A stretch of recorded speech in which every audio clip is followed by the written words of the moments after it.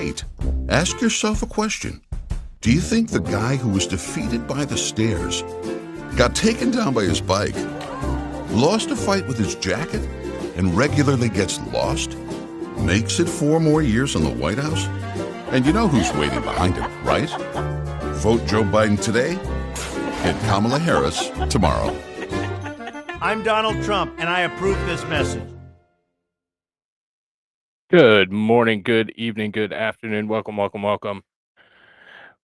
We have the debate. I've been waiting for this forever. I'm so excited for it to get started. We have a couple things that I want to go over before we get to it. One, there was this in actual Congress. Tonight, the American people will tune in to watch a rigged debate with leftist hosts pretending to moderate. Biden's sham of a judicial witch hunt is as obvious to the American people as the amount of stimulants that Biden takes before his public appearances. Incoherent mutterings, lack of physical awareness, and wandering off demonstrate his cognitive decline. Ahead of tonight's debate, have no doubt his puppet masters will once again be administering a concoction of drugs to keep him awake. President Trump volunteered to take a drug test.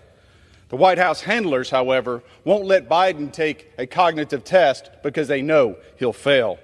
I agree with President Trump.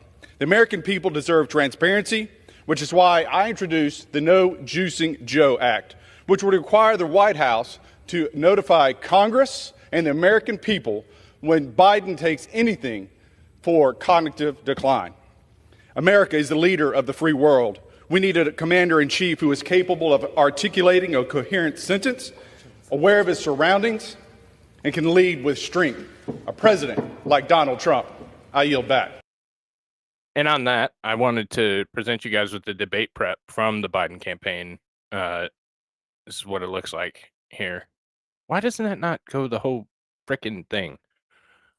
Like I said, I'm using Rumble Studios, getting used to it. So there's this debate prep, and brought to you by the Communist News Network tonight. So I'm pretty excited to get started here. There is one thing. There was a back and forth whether or not it would be acceptable to stream this event. So there's been a ton of back and forth with this today and into yesterday.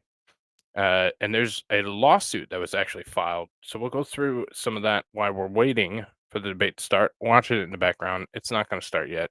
They have a minute. But I wanted to go through this because I thought it might be important.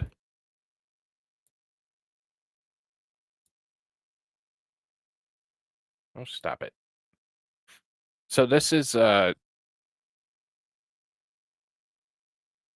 thought. There we go.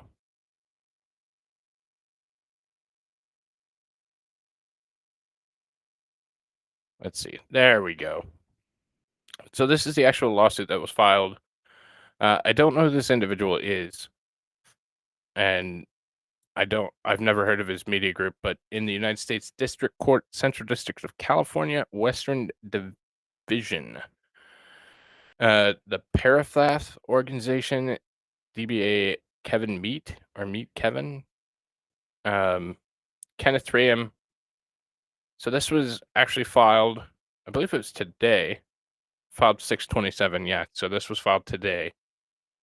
Some of the case plaintiff brings this action for the violations of the FTC Act, the Sherman Antitrust Act, the Public Forum Doctrine, the First Amendment, and the Communications Act of 1934, arising from cable news networks CNN, when a defendant, Warner Bros. Discovery Inc.'s company's refusal to grant plaintiffs streaming and commentary rights of the upcoming June 27, 2024 presidential debate. The refusal constitutes monopolistic behavior, restricts public discourse, violates the principles of fair competition and public interest. Denial also impedes plaintiffs' ability to engage in transformative use of the debate content for public commentary and educational purposes, which is protected under the fair use doctrine. So this just is 13 pages of legal bullshit. But this is filed in a court. YouTube tried to do a couple things, or allegedly was going to do a couple things, including take down entire channels for streaming this debate. So that's always fun. That's always an enjoyable threat to have hanging over your head. So hopefully they don't, but I'm willing to take the chance. So Plaintiff is a digital media company that publishes multimedia content across various social platforms, including YouTube, X, Twitch, and TikTok. Blah, blah, blah. Tells who he works with, what he does. Presidential debates are critical public events that require broad access to ensure diverse viewpoints and comprehensive public disclosure essential for a democratic society. Rather than solely broadcast the June 27, 2024 debate on its media outlet, CNN decided to offer broadcast licenses to the prominent networks. However, these licenses came with extreme limitations. The CNN logo would be required to remain unobscured on screen during the entire broadcast. The networks had referred to the broadcast as the CNN presidential debates. Finally, and most importantly, no other network was allowed to have their reporters provide feedback, commentary, or fact checking during the actual broadcast. Rather, they could only add commentary before or after. Despite offering broadcast and streaming licenses to other networks, CNN has refused to offer licenses to social media creators. This includes political content creators looking to stream the debate on YouTube and add their own commentary and review interspersed during the broadcast. Plaintiff reached out to CNN by phone and email requesting a stream and commentary license to provide critical commentary and analysis to its substantial audience, over 2 million subscribers on YouTube and X. Despite multiple attempts, CNN failed to respond or engage in any meaningful discussions regarding the request. On information and belief, CNN refuses to grant any social media content creator a broadcast streaming license, even if the creator agreed to follow the rules it set out for other networks. CNN has already denied other YouTube content creators, including Breaking Points and Tim Pool, under threats of a DMCA takedown request on YouTube or other social media platforms should they attempt to stream and cover the broadcast. Fuck you, CNN. I'm going to do it no matter what. Take it down. I don't give a shit. Rumble is starting to lag.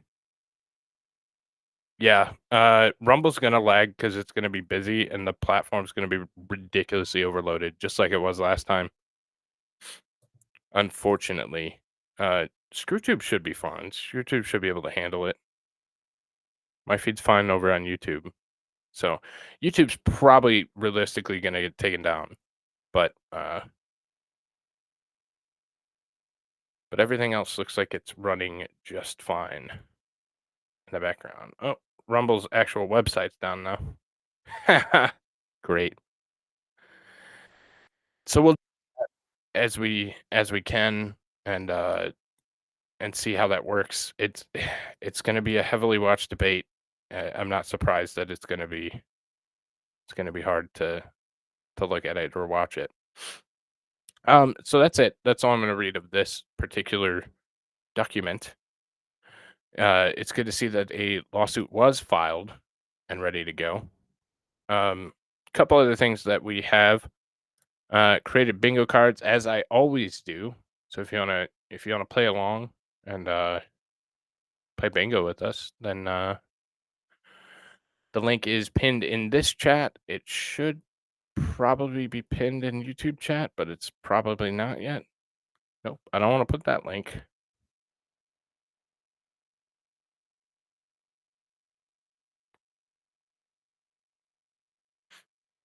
I'm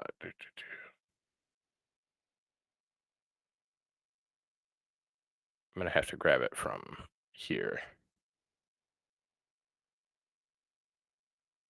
Let me see. Because I put it someplace. Let's see.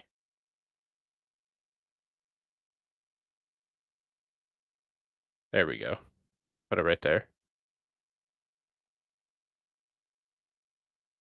So I'll go ahead and throw that back in chat on ScrewTube. If anybody wants to play along, there it is, and I'll pin it as soon as somebody else messages because I can't move it up. But there's one more thing I wanted to do before we get into the actual viewing of it. So this is Axe, which is also not working tonight, of course. So this is kind of the debate rules, and they're going to go through the button issue. As you know or may know, there are indeed buttons that can be or will be pushed to limit the conversation between the candidates. If we go behind the podiums, you can see two green lights. When they're on, they signal to the candidate his microphone is on.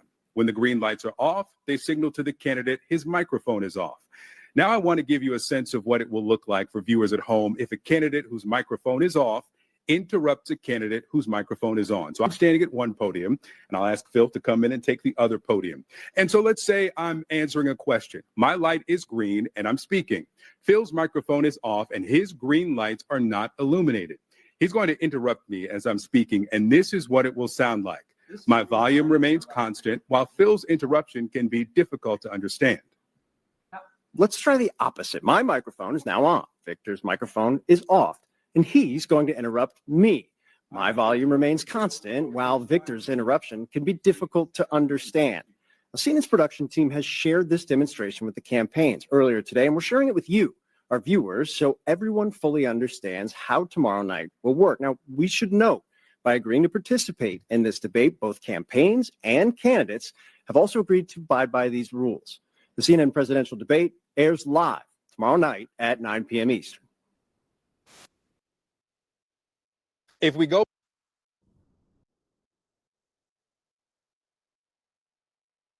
All right, what is that? Hang on.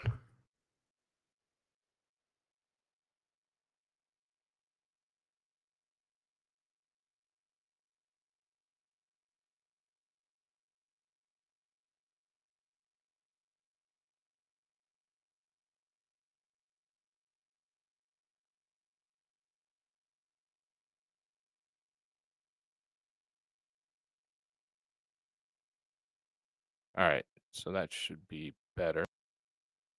There is a lot of problems with websites and stuff like that right now. So this should be fun. It should be enjoyable. I still can't get Rumble to come up. So that's kind of the deal with the lights.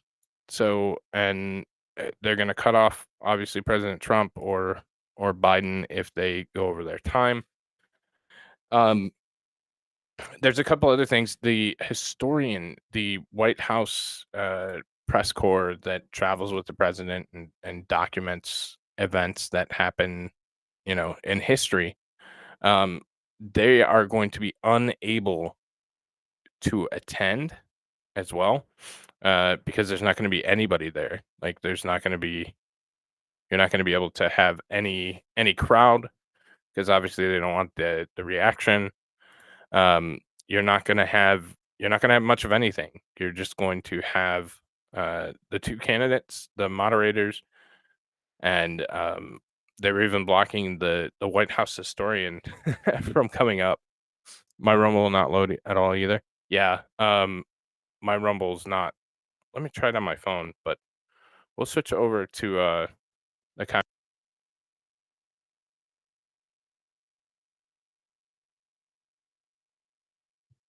We'll switch over to CNN. We won't play sound just yet, but we'll try and hang out here for a second.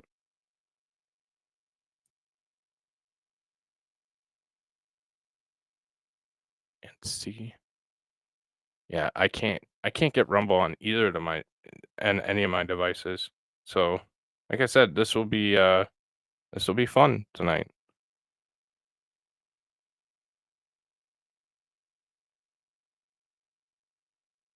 And then the video won't. So I got Rumble to come up. I just can't get the video to come up. No, it died. Okay.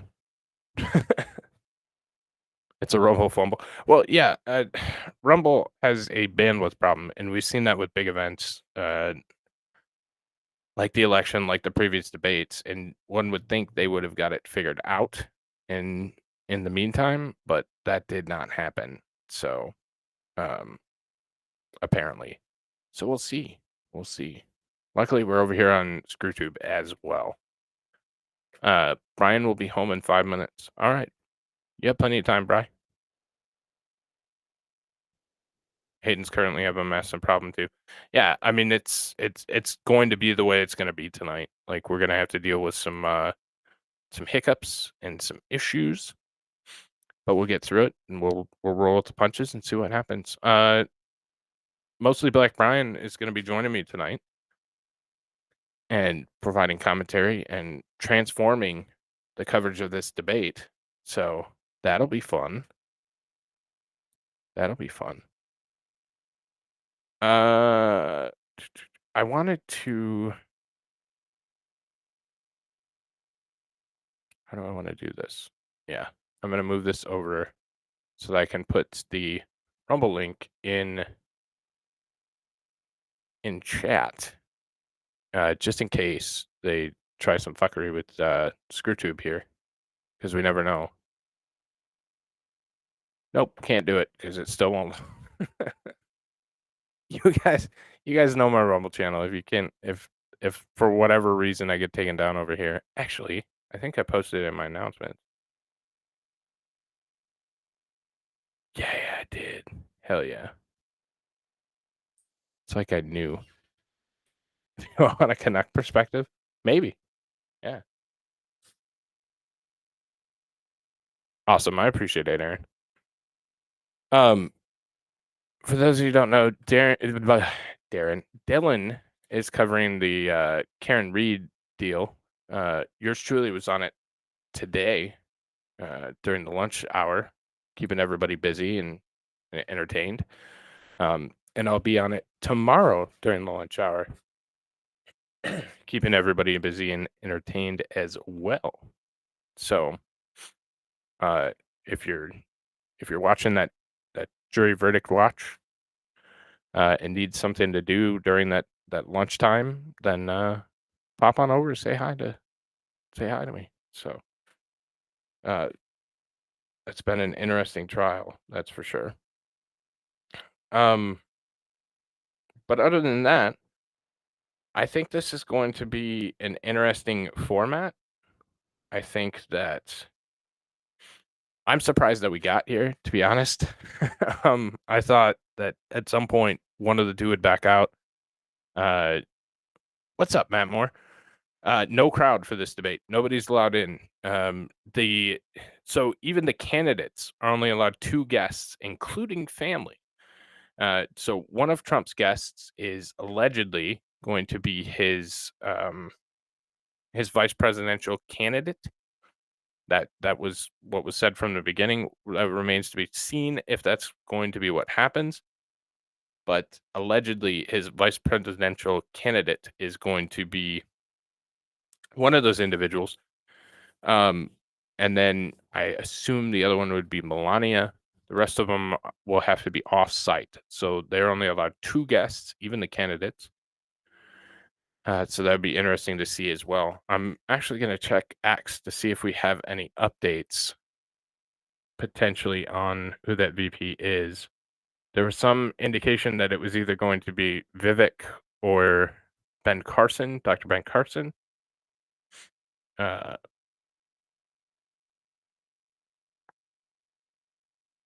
see. I don't see anything just yet.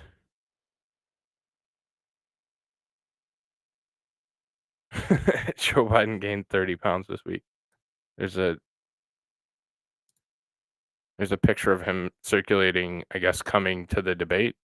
And yeah, he looks like he's put on a few. Let's see.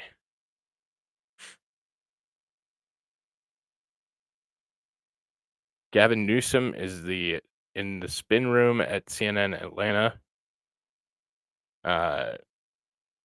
Also, for the record, the Biden campaign refused to take a drug test. Everybody in America knows that he's going to be on some kind of stimulant, but he has declined to take the drug test ahead of the debate. I'm trying to. Oh, that's too good. We'll play that while we're waiting, so we don't have to watch Frank and the CNN host. But oh,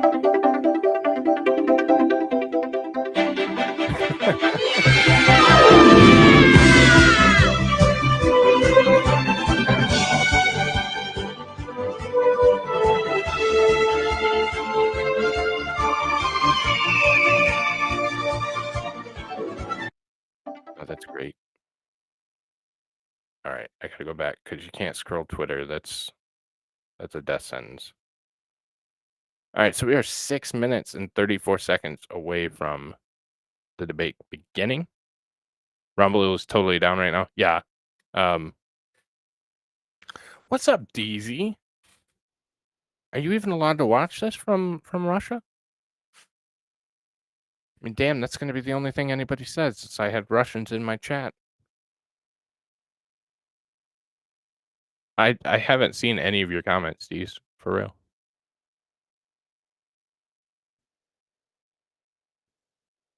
They also said they will outright remove any account that rebroadcasts on YouTube.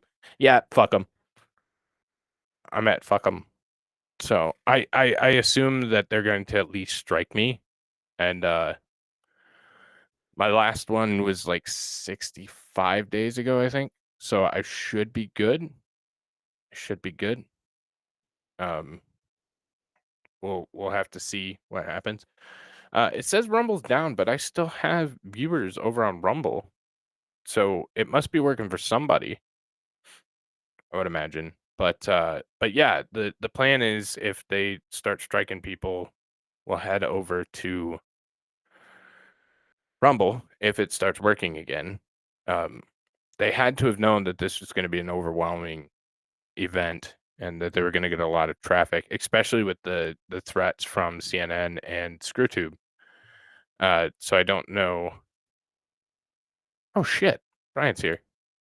Hey, Brian. I think.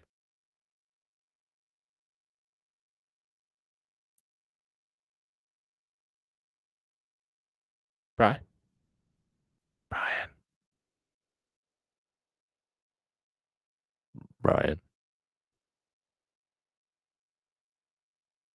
You have me on Rumble, but chat's broken. Well, that's better than I have. I cannot even get on to Rumble at all. This is what I get. So. Am I looking at something weird? So that's better than me. As far as the debate's concerned, I think we're going to see the normal topics. What's up, Husky? What's up, Bob? So I think we're going to see the normal topics. They're going to talk about inflation, and of course, Biden's going to lie about it. We're going to hear about the. Oh, I thought they were coming out. We're going to, of course, hear about all kinds of other stuff. Ukraine, Russia. They'll probably attack China. What's up, Comer? Yeah, Rumble is down. So. Hey, can you hear me? Which only Maybe becomes now. an issue if CNN starts striking creators like they promised they were going to. So,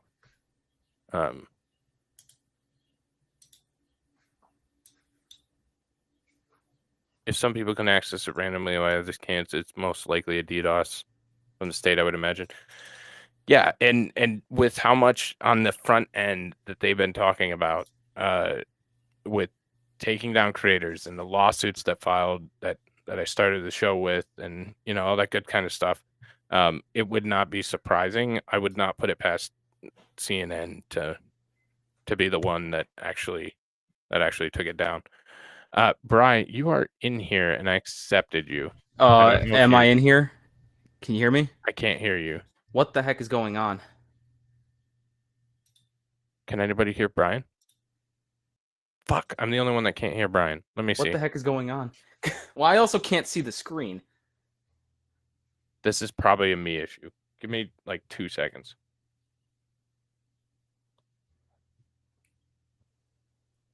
Before he gets here, hi Digger, hi Fiery.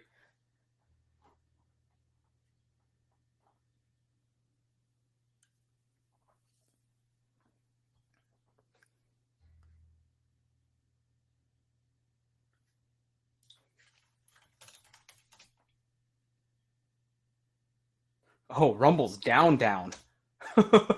Oh no.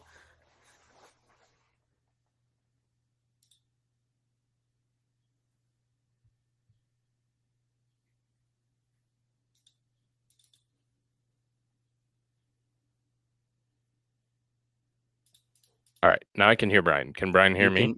I can hear you just fine. Can you hear me?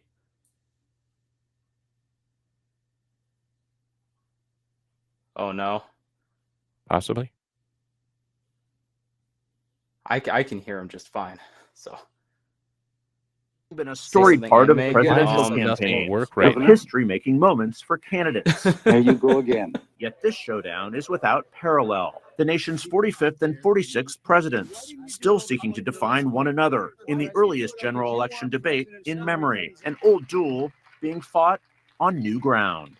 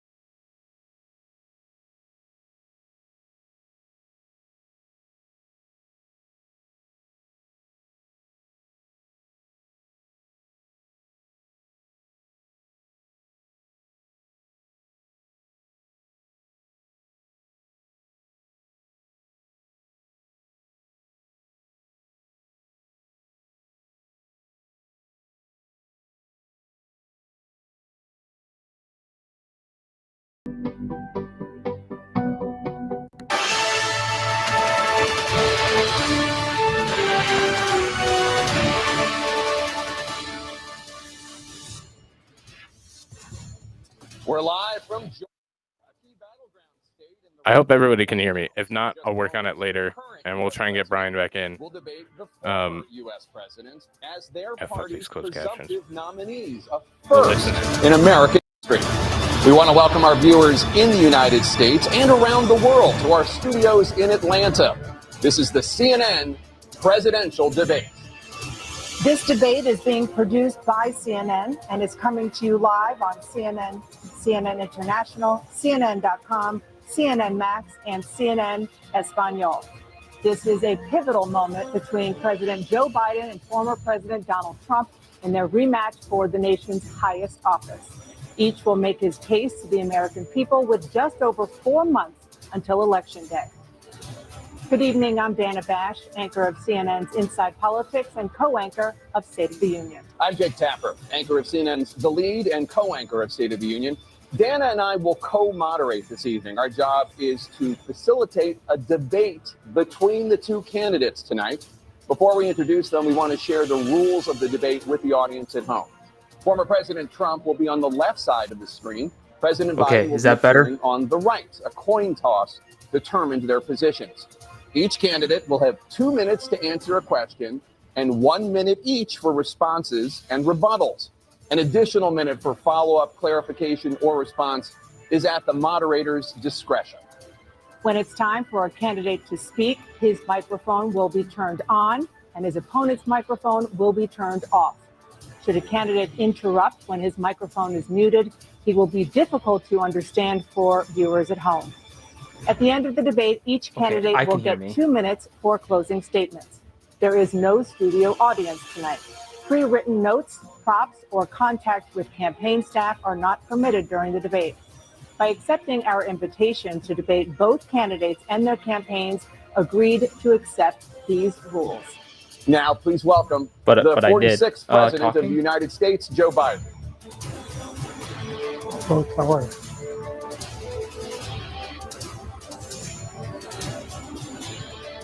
Great to be here. Thank you. And please welcome the 45th President of the United States, Donald Trump.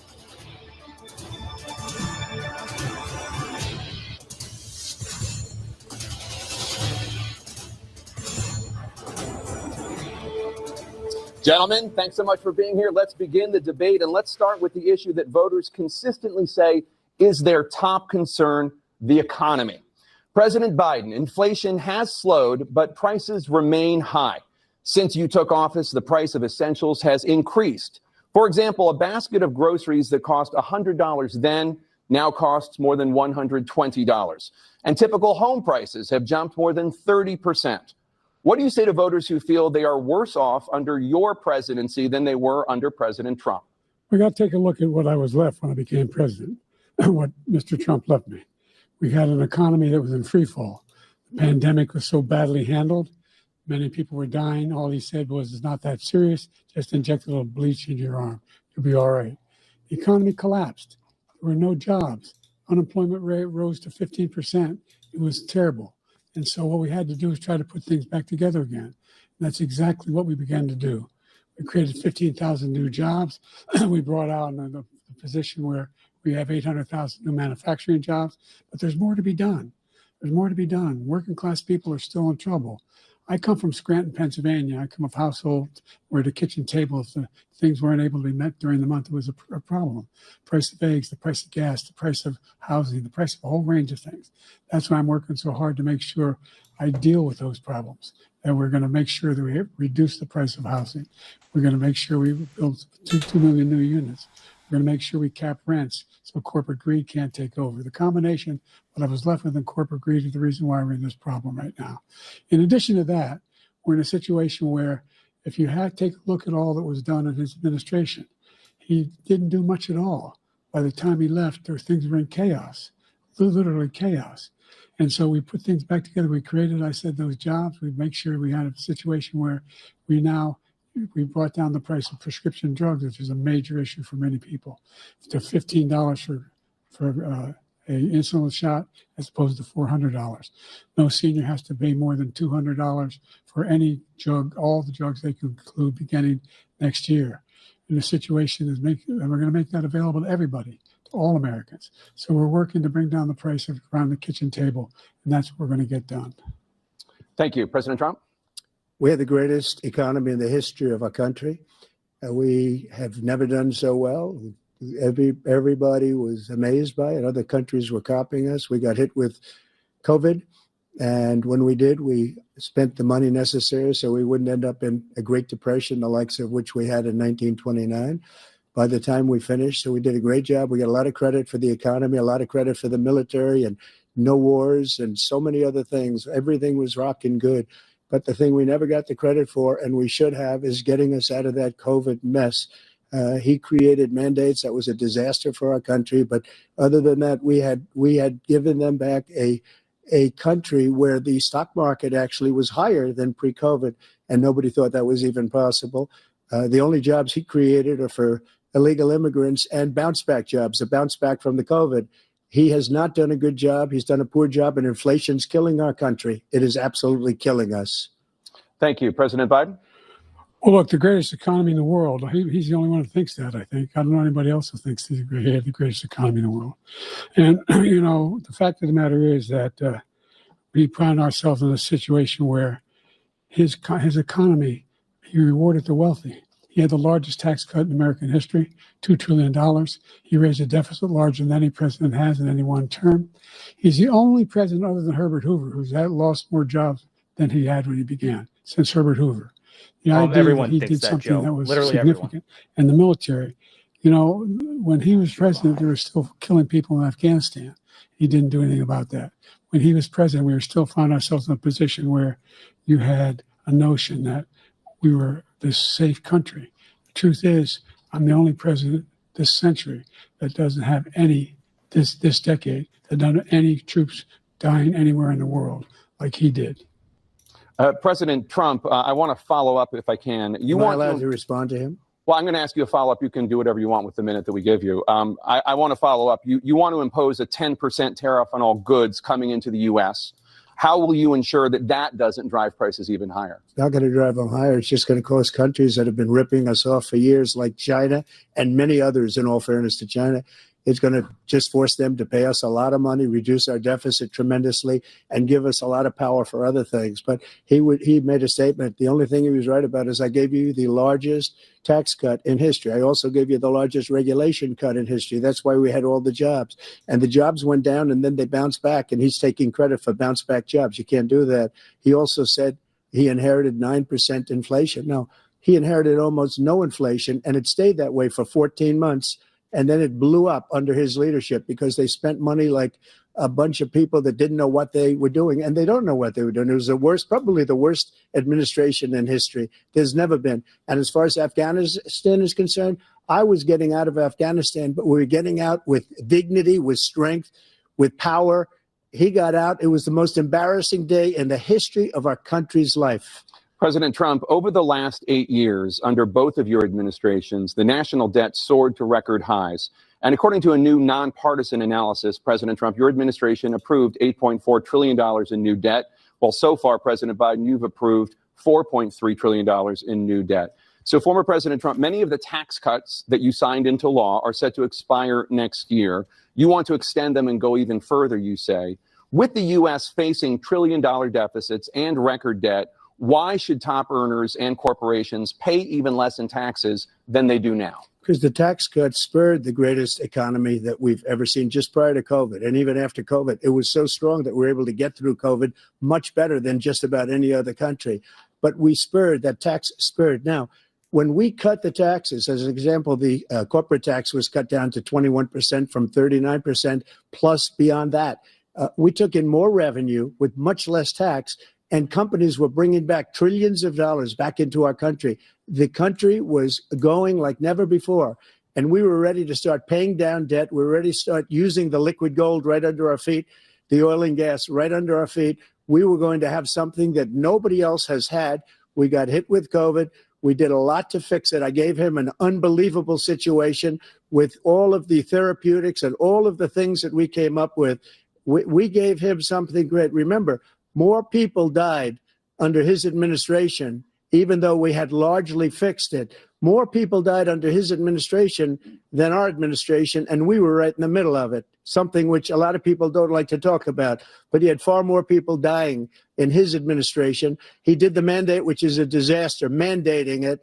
The vaccine went out. He did a mandate on the vaccine, which is the thing that people most objected to about the vaccine. And he did a very poor job, just a very poor job. And I will tell you, not only poor there, but throughout the entire world, we're no longer respected as a country. They don't respect our leadership. They don't respect the United States anymore. We're like a third world nation between weaponization of his election, trying to go after his political opponent, all of the things he's done. We've become like a third world nation, and it's a shame. The damage he's done to our country. And I'd love to ask him, and will, why he allowed millions of people to come in here from prisons, jails, and mental institutions to come into our country and destroy our country. President Trump, we will get to immigration later in this block. President Biden, I want to give you an opportunity to respond to this question about the national debt. He had the largest national debt of any president in a 4-year period, number one. Number two, he got $2 trillion tax cut, benefited the very wealthy. What I'm going to do is fix the tax system. For example, we have 1,000 trillionaires in America. Billionaires in America. And what's happening? They're in a situation where they, in fact, pay 8.2% in taxes. If they just paid 24%, 25%, either one of those numbers, they'd raise $500 billion, I should say, in a 10-year period. We'd be able to wipe out his debt. We'd be able to help make sure that all those things we need to do, child care, elder care, making sure that we continue to strengthen our healthcare system, making sure that we're able to make every single solitary person eligible for what I've been able to do with the COVID. With dealing with everything we have to do with. Look, if we finally beat Medicare. Thank you, President Biden. President Trump. Well, he's right. He did beat Medicare. He beat it to death, and he's destroying Medicare because all of these people are coming in. They're putting them on Medicare. They're putting them on Social Security. They're going to destroy Social Security. This man is going to single-handedly destroy Social Security. These millions and millions of people coming in, they're trying to put them on Social Security. He will wipe out Social Security. He will wipe out Medicare. So he was right in the way he finished that sentence. And it's a shame. What's happened to our country in the last 4 years is not to be believed. Foreign countries, I'm friends with a lot of people. They cannot believe what happened to the United States of America. We're no longer respected. They don't like us. We give them everything they want, and they think we're stupid. They think we're very stupid people. What we're doing for other countries, and they do nothing for us. What this man has done is absolutely criminal. Thank you, President Trump. Dana? This is the first presidential election since the Supreme Court overturned Roe v. Wade. This morning, the court ruled on yet another abortion case, temporarily allowing emergency abortions to continue in Idaho, despite that state's restrictive ban. Former President Trump, you take credit for the decision to overturn Roe v. Wade, which returned the issue of abortion to the states. Correct. However, the federal government still plays a role in whether or not women have access to abortion pills. They're used in about 2/3 of all abortions. As president, would you block abortion medication? First of all, the Supreme Court just approved the abortion pill, and I agree with their decision to have done that, and I will not block it. And if you look at this whole question that you're asking, complex, but not really complex. 51 years ago, you had Roe v. Wade, and everybody wanted to get it back to the states. Everybody, without exception. Democrats, Republicans, liberals, conservatives, everybody wanted it back. Religious leaders. And what I did is I put 3 great Supreme Court justices on the court, and they happened to vote in favor of killing Roe v. Wade and moving it back to the states. This is something that everybody wanted. Now, 10 years ago or so, they started talking about how many weeks and how many this, getting into other things. But every legal scholar throughout the world, the most respected, wanted it brought back to the states. I did that. Now the states are working it out. If you look at Ohio, it was a decision that was an end result that was a little bit more liberal than you would have thought. Kansas, I would say the same thing. Texas is different. Florida is different. But they're all making their own decisions right now. And right now, the states control it. That's the vote of the people. Like Ronald Reagan, I believe in the exceptions. I am a person that believes. And frankly, I think it's important to believe in the exceptions. Some people, you have to follow your heart. Some people don't believe in that. But I believe in the exceptions for rape, incest, and the life of the mother. I think it's very important. Some people don't. Follow your heart. But you have to get elected also. And because that has to do with other things. You got to get elected. The problem they have is they're radical because they will take the life of a child in the 8th month, the 9th month, and even after birth. After birth, if you look at the former governor of Virginia, he was willing to do this. He said, we'll put the baby aside and we'll determine what we do with the baby, meaning we'll kill the baby. What happened is we brought it back to the states, and the country is now coming together on this issue. It's been a great thing. Thank you. President Biden? It's been a terrible thing, what you've done. The fact is that the vast majority of constitutional scholars supported Roe when it was decided, supported Roe. And that's this idea that they're all against it is just ridiculous. And this is the guy who says the state should be able to have it. We're in a state where in 6 weeks, you don't even know whether you're pregnant or not, but you cannot see a doctor, and have him decide on what your circumstances are, whether you need help. The idea that states are able to do this is a little like saying we're going to turn civil rights back to the states, let each state have a different rule. Look, there's so many young women who have been, including a young woman who just was murdered, and he went to the funeral. The idea that she was murdered by an immigrant coming in, they talk about that. But here's the deal. There's a lot of young women who are being raped by their in-laws, by their spouses, brothers and sisters, it's just ridiculous, and they can do nothing about it. And they try to arrest them when they cross state lines. Thank you. There have been many young women murdered by the same people he allows to come across our border. We have a border that's the most dangerous place anywhere in the world, considered the most dangerous place anywhere in the world. And he opened it up, and these killers are coming into our country, and they are raping and killing women. And it's a terrible thing. As far as the abortion is concerned, it is now back with the states. The states are voting. In many cases, it's frankly a very liberal decision. In many cases, it's the opposite. But they're voting, and it's bringing it back to the vote of the people, which is what everybody wanted, including the founders, if they knew about this issue, which frankly they didn't.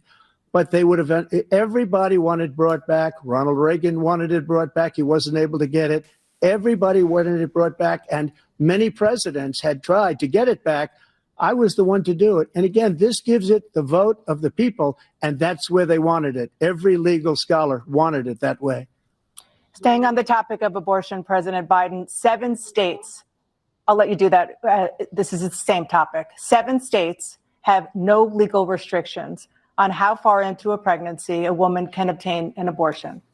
Do you support any legal limits on how late a woman should be able to terminate a pregnancy? I supported Roe v. Wade, which had 3 trimesters. First time is between the woman and the doctor. Second time is between the doctor and an extreme situation. The third time is between the doctor, between the woman and the state. The idea that the politicians, that the founders wanted the politicians to be the ones making decisions about women's health is ridiculous. That's the last. No politician should be making that decision. A doctor should be making those decisions. That's how it should be run. That's what you're going to do. And if I'm elected, I'm going to restore Roe v. Wade.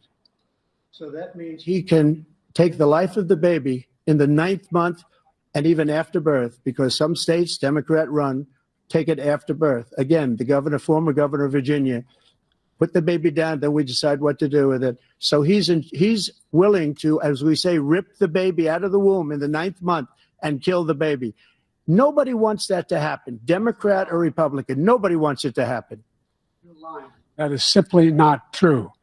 The Roe v. Wade does not provide for that. That's not the circumstance. Only if a woman's life is in danger, she's going to die. That's the only circumstance in which that can happen. But we are not for late-term abortion, period. Period. Under Roe v. Wade, you have late-term abortion. You can do whatever you want, depending on the state. You can do whatever you want. We don't think that's a good thing. We think it's a radical thing. We think the Democrats are the radicals, not the Republicans. For 51 years, that was the law. 51 years, constitutional scholarship said it was the right way to go. 51 years, and it was taken away because this guy put very conservative members on the Supreme Court. He takes credit for taking it away. What's he going to do? What's he going to do, in fact, if the MAGA Republicans, he gets elected, and the MAGA Republicans control the Congress, and they pass a universal ban on abortion, period, across the board at 6 weeks or 7 or 8 or 10 weeks, something very, very conservative. Is he going to sign that bill? I'll veto it. He'll sign it. Thank you. Let's turn now to the issue of immigration and border security. President Biden, a record number of migrants have illegally crossed the southern border on your watch. Overwhelming border states and overburdening cities such as New York and Chicago, and in some cases causing real safety and security concerns. Given that, why should voters trust you to solve this crisis? Because we worked very hard to get a bipartisan agreement that not only changed all of that, it made sure that we are in a situation where you had no circumstance where they could come across the border with the number of border police there are now. We significantly increased the number of asylum officers. By the way, the Border Patrol endorsed my position. In addition to that, we found ourselves in a situation where when he was president, he was separating babies from their mothers, putting them in cages, making sure the families were separated. That's not the right way to go. What I've done since I've changed the law, what's happened? I've changed it in a way that now you're in a situation where there are 40% fewer people coming across the border illegally. That's better than when he left office. And I'm going to continue to move until we get the total ban on the total initiative relative to what we're going to do with more Border Patrol and more asylum officers. President Trump? I really don't know what he said at the end of that sentence. I don't think he knows what he said either. Look, we had the safest border in the history of our country. The border, all he had to do was leave it. All he had to do was leave it. He decided to open up our border, open up our country to people that are from prisons, people that are from mental institutions, insane asylum, terrorists. We have the largest number of terrorists coming into our country right now, all terrorists, all over the world, not just in South America, all over the world. They come from the Middle East, everywhere, all over the world, they're pouring in. And this guy just left it open. And he didn't need legislation because I didn't have legislation. I said, close the border. We had the safest border in history. In that final couple of months of my presidency, we had, according to Border Patrol, who is great, and by the way, who endorsed me for president, but I won't say that, but they endorsed me for president. Brandon, just speak to him. But look, we had the safest border in history. Now we have the worst border in history. There's never been anything like it. And people are dying all over the place, including the people that are coming up in Thank you, caravans. President Trump. President Biden?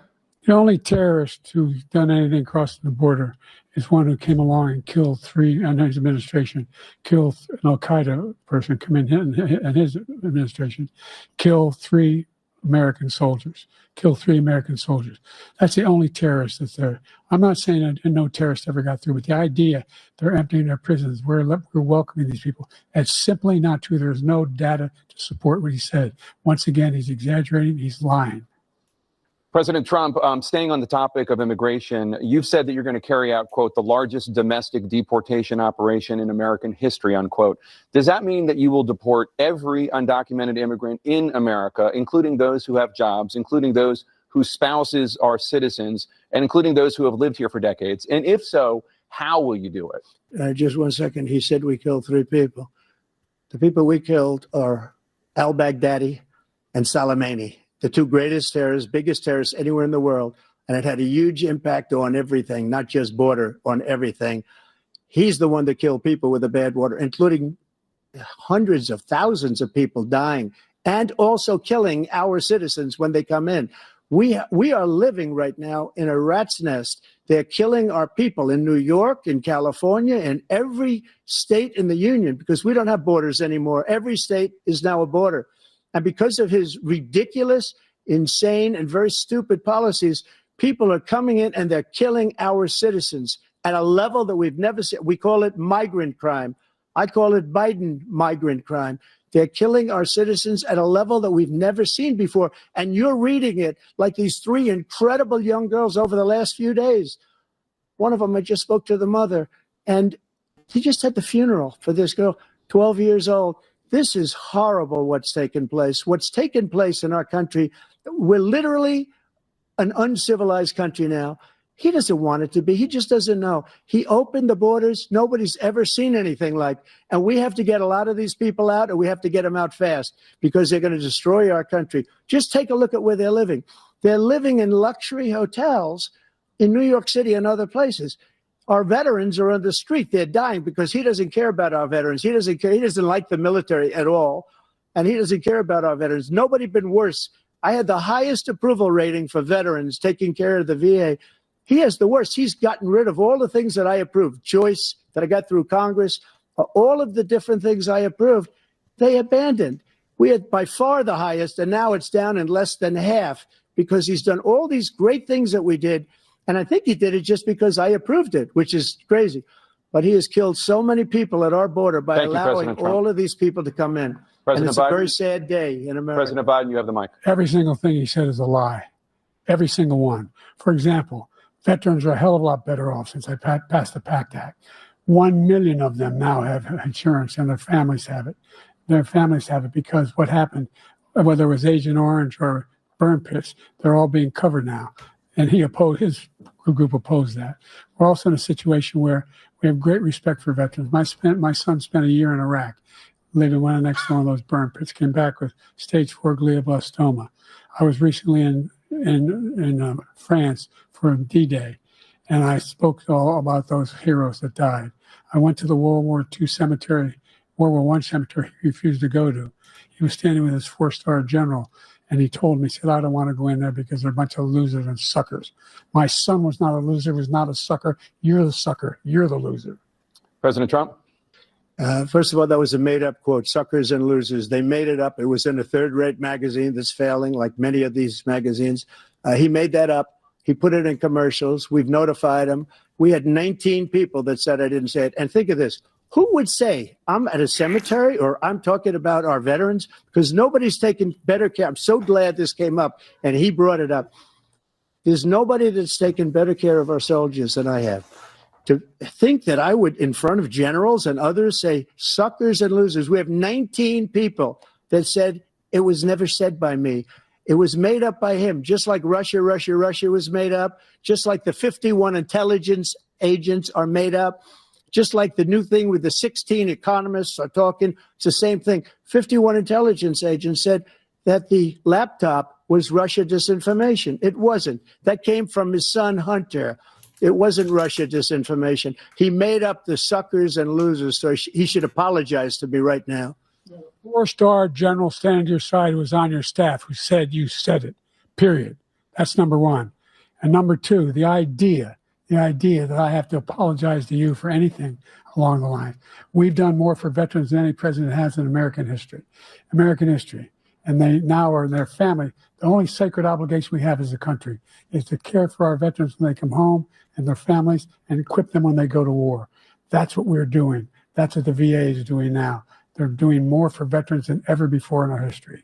All right. Thank you so much. Let's move to the topic of foreign policy. I want to begin with Russia's war against Ukraine, which is now in its third year. Former President Trump, Russian President Vladimir Putin says he'll only end this war if Russia keeps the Ukrainian territory it has already claimed and Ukraine abandons its bid to join NATO. Are Putin's terms acceptable to you? First of all, our veterans and our soldiers can't stand this guy. They can't stand him. They think he's the worst commander-in-chief, if that's what you call him, that we've ever had. They can't stand him. So let's get that straight. And they like me more than just about any of them. And that's based on every single bit of information. As far as Russia and Ukraine, if we had a real president, the president that knew, that was respected by Putin, he would have never invaded Ukraine. A lot of people are dead right now, much more than people know. You know, they talk about numbers. You can double those numbers, maybe triple those numbers. He did nothing to stop it. In fact, I think he encouraged Russia from going in. I'll tell you what happened. He was so bad with Afghanistan. It was such a horrible embarrassment, most embarrassing moment in the history of our country, that when Putin watched that and he saw the incompetence, that he should have fired those generals, like I fired the one that you mentioned. And so he's got no love lost, but he should have fired those generals. No general got fired for the most embarrassing moment in the history of our country, Afghanistan, where we left billions of dollars of equipment behind. We lost 13 beautiful soldiers, and 38 soldiers were obliterated. And by the way, we left people behind, too. We left American citizens behind. When Putin saw that, he said, you know what? I think we're going to go in and maybe take this was his dream. I talked to him about it, his dream. The difference is he never would have invaded Ukraine, never. Just like Israel would have never been invaded in a million years by Hamas. You know why? Because Iran was broke with me. I wouldn't let anybody do business with them. They ran out of money. They were broke. They had no money for Hamas. They had no money for anything, no money for terror. That's why you had no terror at all during my administration. This place, the whole world is blowing up under him. President Biden? I've never heard so much malarkey in my whole life. Look, the fact of the matter is that we're in a situation where, let's take the last point first. Iran attacked American troops, caused brain damage for a number of these troops, and he did nothing about it. Recently, not when he was president. They attacked. He said they're just having headaches. That's all it is. He didn't do a thing when the attack took place, number one. Number two, we got over 100,000 Americans and others out of Afghanistan during that airlift. Number three, we found ourselves in a situation where, if you take a look at what Trump did in Ukraine, this guy told Trump, do whatever you want, and do whatever you want.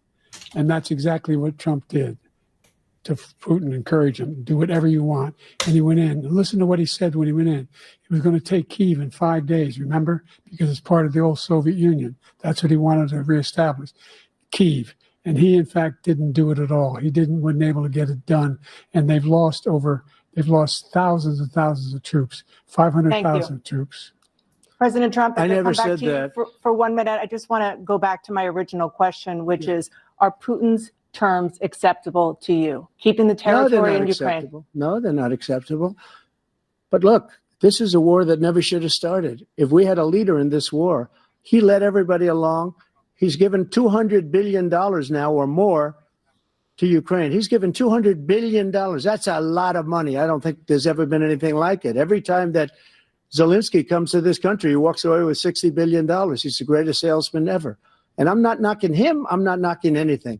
I'm only saying the money that we're spending on this war, and we shouldn't be spending, it should have never happened. I will have that war settled between Putin and Zelensky as president-elect before I take office on January 20th. I'll have that war settled. People being killed so needlessly, so stupidly, and I will get it settled, and I'll get it settled fast before I take office. President Biden, you have a minute. The fact is that Putin is a war criminal. He's killed thousands and thousands of people. And he has made one thing clear. He wants to reestablish what was part of the Soviet Empire, not just a piece. He wants all of Ukraine. That's what he wants. And then you think he'll stop there? Do you think he'll stop when if he takes Ukraine? What do you think happens to Poland? What do you think of Belarus? What do you think happens to those NATO countries?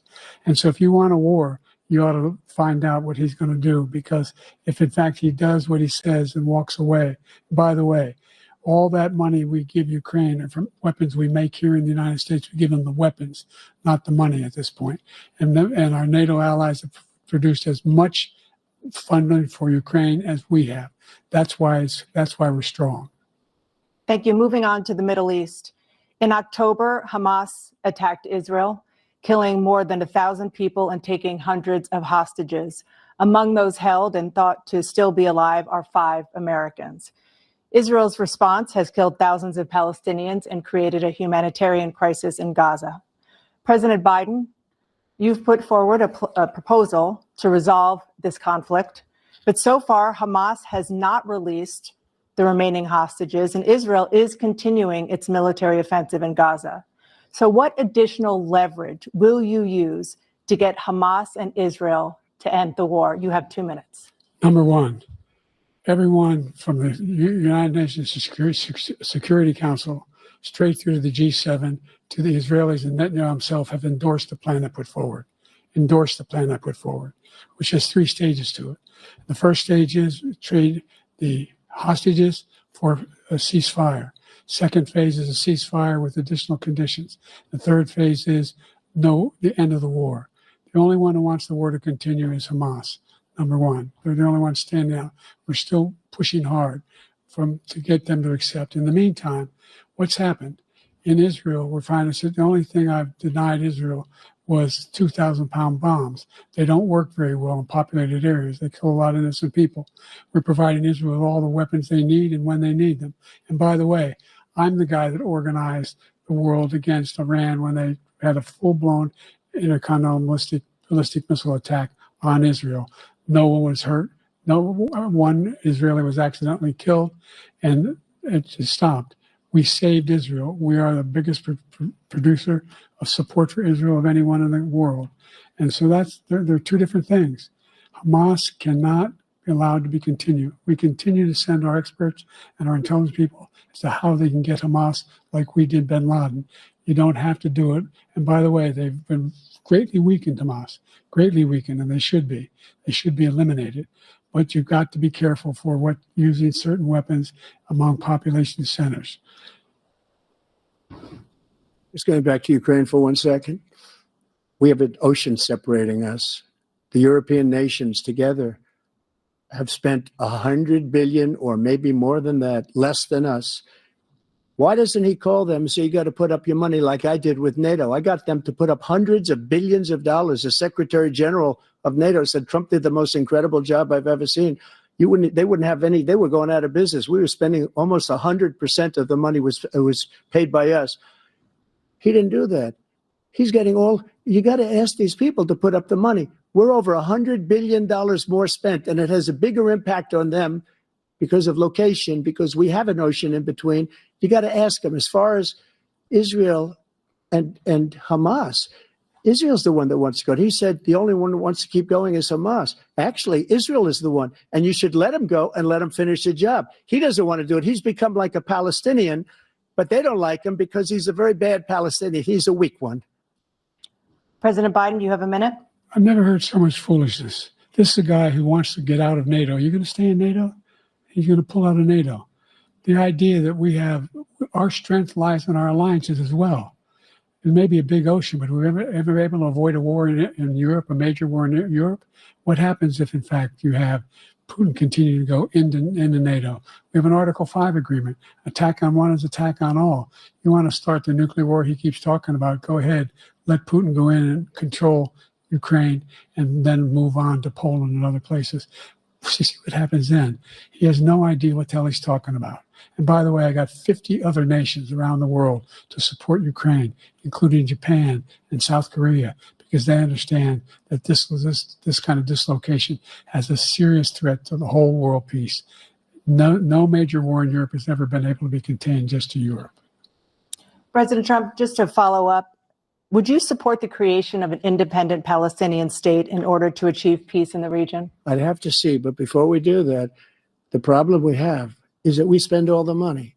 So they kill us on trade. I made great trade deals with the European nations because if you add them up, they're about the same size economically. Their economy is about the same size as the United States.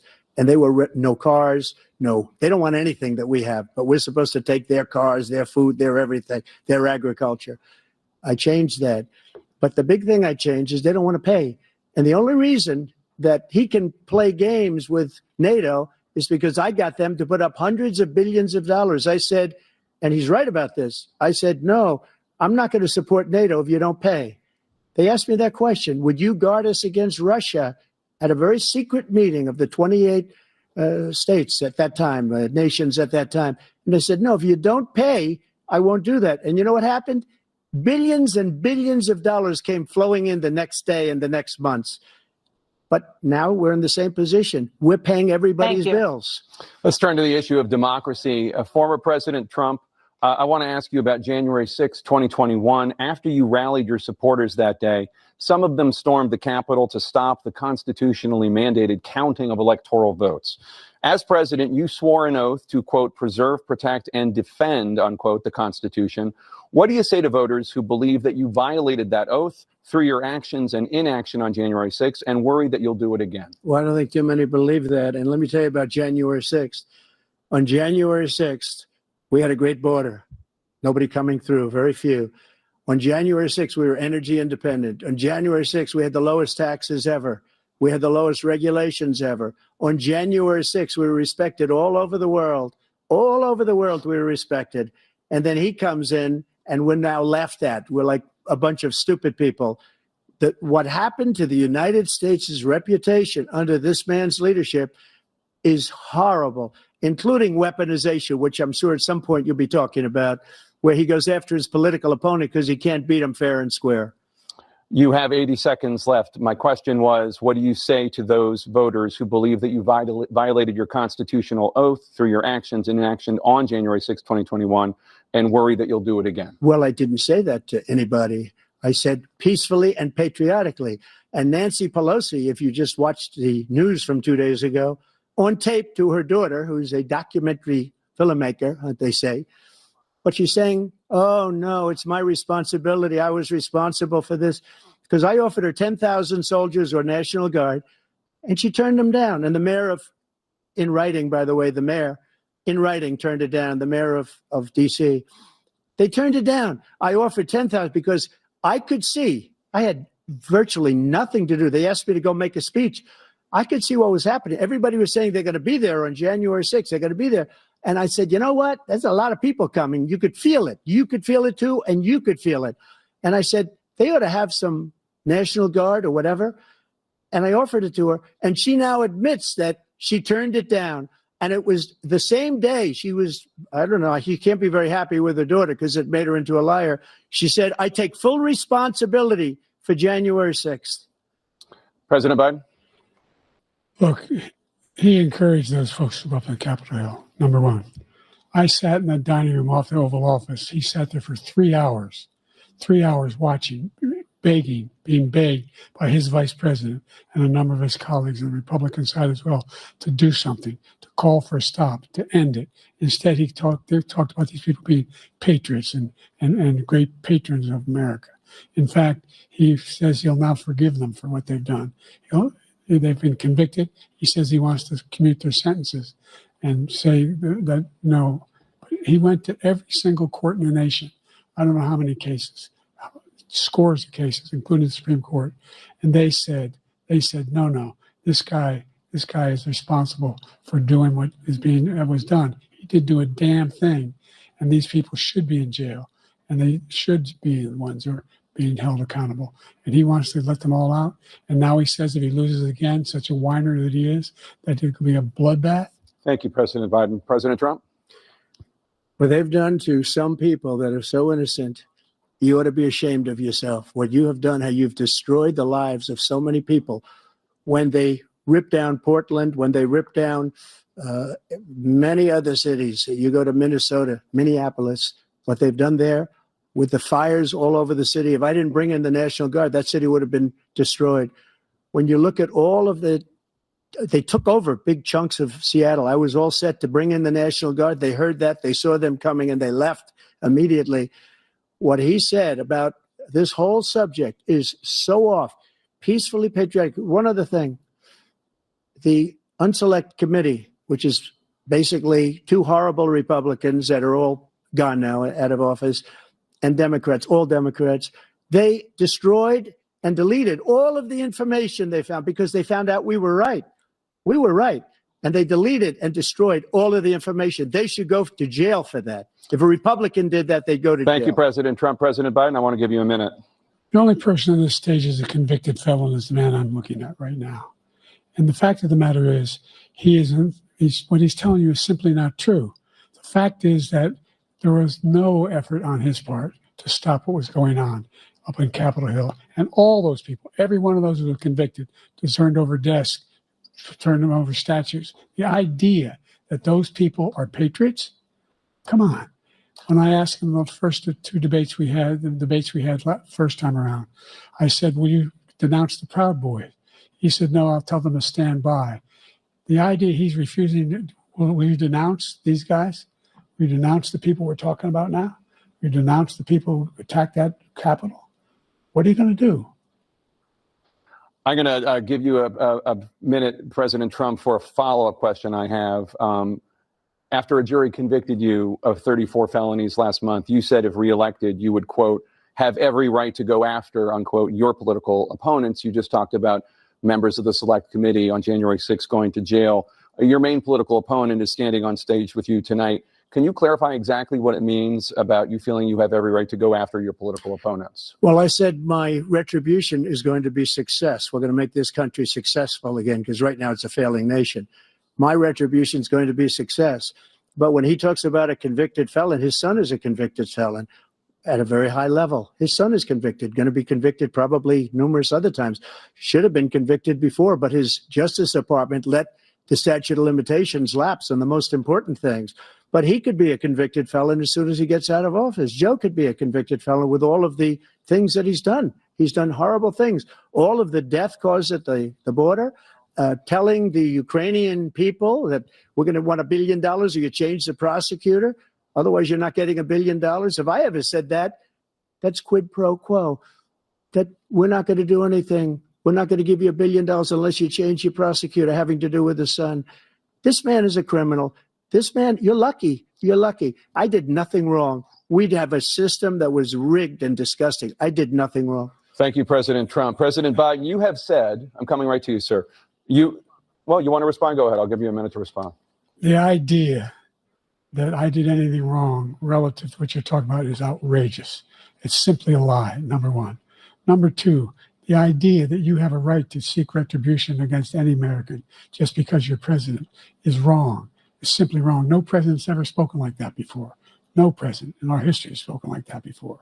Number three, the crimes that you are still charged with, and think of all the civil penalties you have. How many billions of dollars do you owe in civil penalties for molesting a woman in public, for doing a whole range of things, of having sex with a porn star on the night while your wife was pregnant. I mean, what are you talking about? You have the morals of an alley cat. Your minute, sir. I didn't have sex with a porn star, number one. Number two, that was a case that was started and moved. They moved a high-ranking official, a DOJ, into the Manhattan DA's office to start that case. That case is going to be appealed and won. We had a very terrible judge, a horrible judge, Democrat. The prosecutor were all high-ranking Democrats, appointed people, and both the civil and the criminal. He basically went after his political opponent because he thought it was going to damage me. But when the public found out about these cases, because they understand it better than he does, he has no idea what these cases are. But when they found out about these cases, you know what they did? My poll numbers went up, way up. You know that because you're reporting it. And we took in more money in the last 2 weeks than we've ever taken in the history of any campaign. I don't think any campaign has ever taken. Hundreds of millions of dollars came pouring in because the public knows it's a scam and it's a guy that's after his political opponent because he can't win fair and square. Thank you, President Trump. President Biden, you have said, quote, Donald Trump and his MAGA Republicans are determined to destroy American democracy. Do you believe that the tens of millions of Americans who are likely to vote for President Trump will be voting against American democracy? The more they know about what he's done, yes. The more they know about what he's done. And there's a lot more coming. He's got a lot of cases down the road coming around.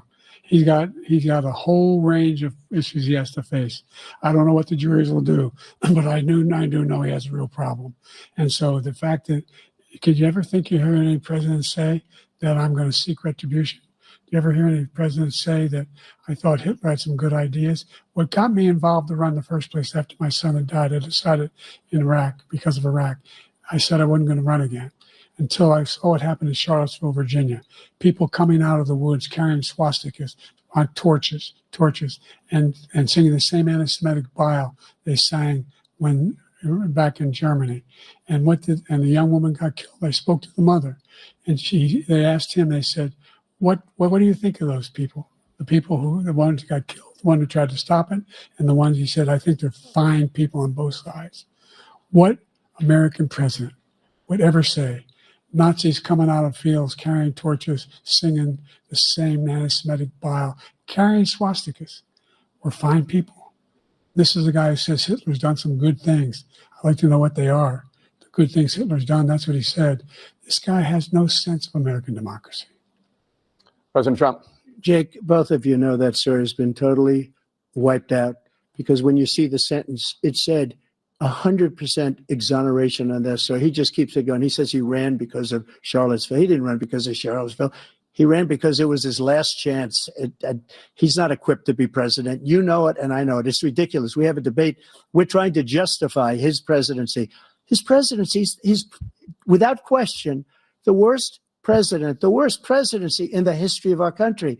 We shouldn't be having a debate about it. There's nothing to debate. He made up the Charlottesville story, and you'll see it's debunked all over the place. Every reasonable anchor has debunked it. And just the other day, it came out where it was fully debunked. It's a nonsense story. He knows that, and he didn't run because of Charlottesville. He used that as an excuse to run. President Biden. And debunked. It happened. All you have to do is listen to what was said at the time. And the idea that somehow that's the only reason I ran. I ran because I was worried a guy like this guy could get elected. If he thought they were good people coming out of that forest, carrying those woods, carrying those torches, then he didn't deserve to be president. Didn't deserve to be president at all. And the idea that he's talking about all this being fabricated, we saw with our own eyes. We saw what happened on January 6th. We saw the people breaking through the windows. We saw people occupying his own vice president. Look, there's a reason why 40 of his 44 top cabinet officers refused to endorse him this time. His vice president hasn't endorsed him this time. So why? Why? They know him well. They serve with him. Why are they not endorsing him? Thank you, President Biden. We're going to be right back with more from the CNN presidential debate.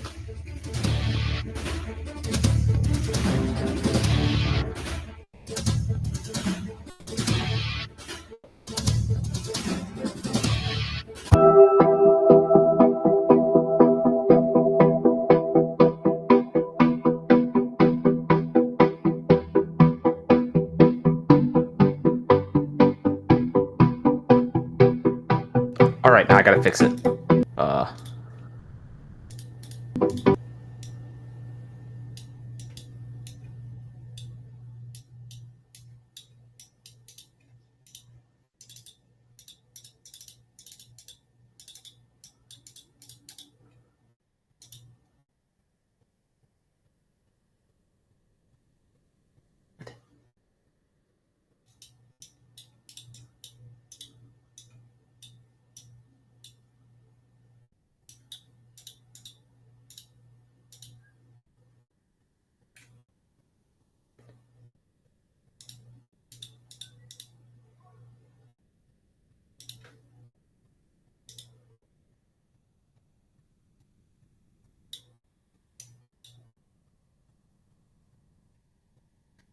Mighty popped out for a second. He will be right back. I'm just still trying to figure out why I can't see anything.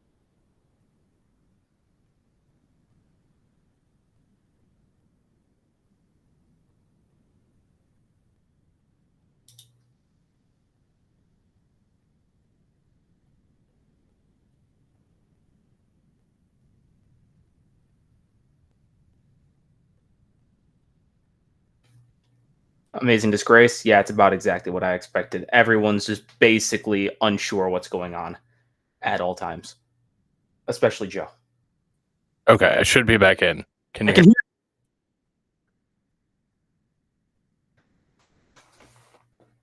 Very good. Now I just need to get the thing streamed again. Hopefully we can get it working.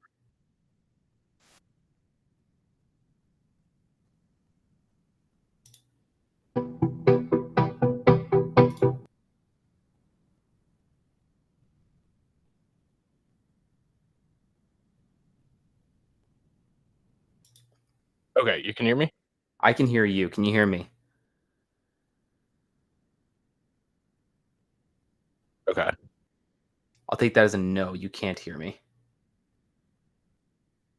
I should have put it up. Didn't I put it up? Yeah, it's. Oh shit! I was disconnected from the stream. Thank you. There. Now we're back up.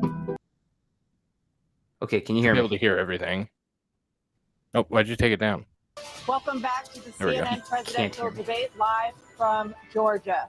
Let's talk about persistent challenges you both faced in your first term, and you'd certainly face again in a second term. President Biden, while Black unemployment dropped to a record low under your presidency, Black families still earn far less than white families. Black mothers are still 3 times more likely to die from pregnancy-related causes, and Black Americans are imprisoned at 5 times the rate of white Americans. What do you say to Black voters who are disappointed that you haven't made more progress? They acknowledge they made a lot of progress, number one. The fact of the matter is there are more small Black businesses that have been started than any time in history. Number two, the wages of Black unemployment is the lowest level it's been in a long, long time. Number three, we're trying to provide housing for Black Americans and dealing with the segregation that exists among these corporations that collude to keep people out of their houses. This is absolutely embarrassing. In addition to that, we find that the impact on the choice that Black families have to make relative to childcare is incredibly difficult. When we did the first major piece of legislation in the past, I was able to reduce Black childcare costs. I cut them in half. We're going to make sure we provide for childcare costs. We've got to make sure, because when you provide those child care protections, you increase economic growth because more people can be in the job market. So there's more to be done, considerably more to be done. But we've done a great deal so far, and I'm not letting up, and they know it. You have 49 seconds left. What do you say to Black voters who are disappointed with the progress so far? Yeah. I say I don't blame them for being disappointed. Inflation is still hurting them badly. For example, I provided for the idea that any Black family first-time home buyer should get a $10,000 tax credit to be able to buy their first home so they can get started. I made sure that we're in a situation where all those Black families and those Black individuals who provided had to take out student loans that were ballooning, that if they were engaged in nursing, doctor, and anything having to do with volunteerism, if they paid their bills for 10 years on their student debt, all the rest was forgiven after 10 years. Millions have benefited from that. And we're going to do a whole lot more for Black families. Thank you, President Trump. I have to buy more He Black caused the families inflation. votes. I'm He's losing it. blaming inflation. It's true. And he's right. It's Buy been mine, very it's fine. bad. He caused the inflation, and it's killing Black families and Hispanic families and just about everybody. It's killing people. They can't buy groceries anymore. They can't. You look at the cost of food where it's doubled and tripled and quadrupled. They can't live. They're not living anymore. He caused this inflation. I gave him a country with essentially no inflation. It was perfect. It was so good. All he had to do is leave it alone. He destroyed it with his Green New Scam and all this money that's being thrown out the window. He caused inflation. As sure as you're sitting there, the fact is that his big kill on the Black people is the millions of people that he's allowed to come in through the border. They're taking Black jobs now, and it could be 18, it could be 19, and even 20 million people. They're taking Black jobs, and they're taking Hispanic jobs, and you haven't seen it yet, but you're going to see something that's going to be the worst in our history. Thank you. President Biden? There was no inflation when I became president. You know why? The economy was flat on its back. 50% unemployment. He decimated the economy. Absolutely decimated the economy. That's why there was no inflation at the time. There were no jobs. We provided thousands and millions of jobs for individuals who are in all communities, including minority communities. We made sure that they have health insurance. We have covered, if the ACA has increased, I made sure that they're $8,000 per person in a family to get written off for health care. But this guy wants to eliminate that. They tried 50 times. He wants to get rid of the ACA again, and they're going to try again if they win. We find ourselves in a position where the idea that we're not doing any, we put more police on the street than any administration has. He wants to cut the cops. We're providing for equity and making sure people have a shot to make it. There's a lot going on, but in inflation, he caused it by his tremendous malfeasance in the way he handled the pandemic. Thank you. Another Inflation was persistent at challenge is 1.2% the climate in crisis. 2020. 2023 was the What the hottest fuck was year that? in recorded history, and communities across Incorrect statements the country are around the board. confronting the devastating effects of extreme heat, intensifying wildfires, stronger hurricanes, and rising sea levels. Former President Trump, you've vowed to end your opponent's climate initiatives, but will you take any action as president to slow the climate crisis? Well, let me just go back to what he said about the police, how close the police are to him.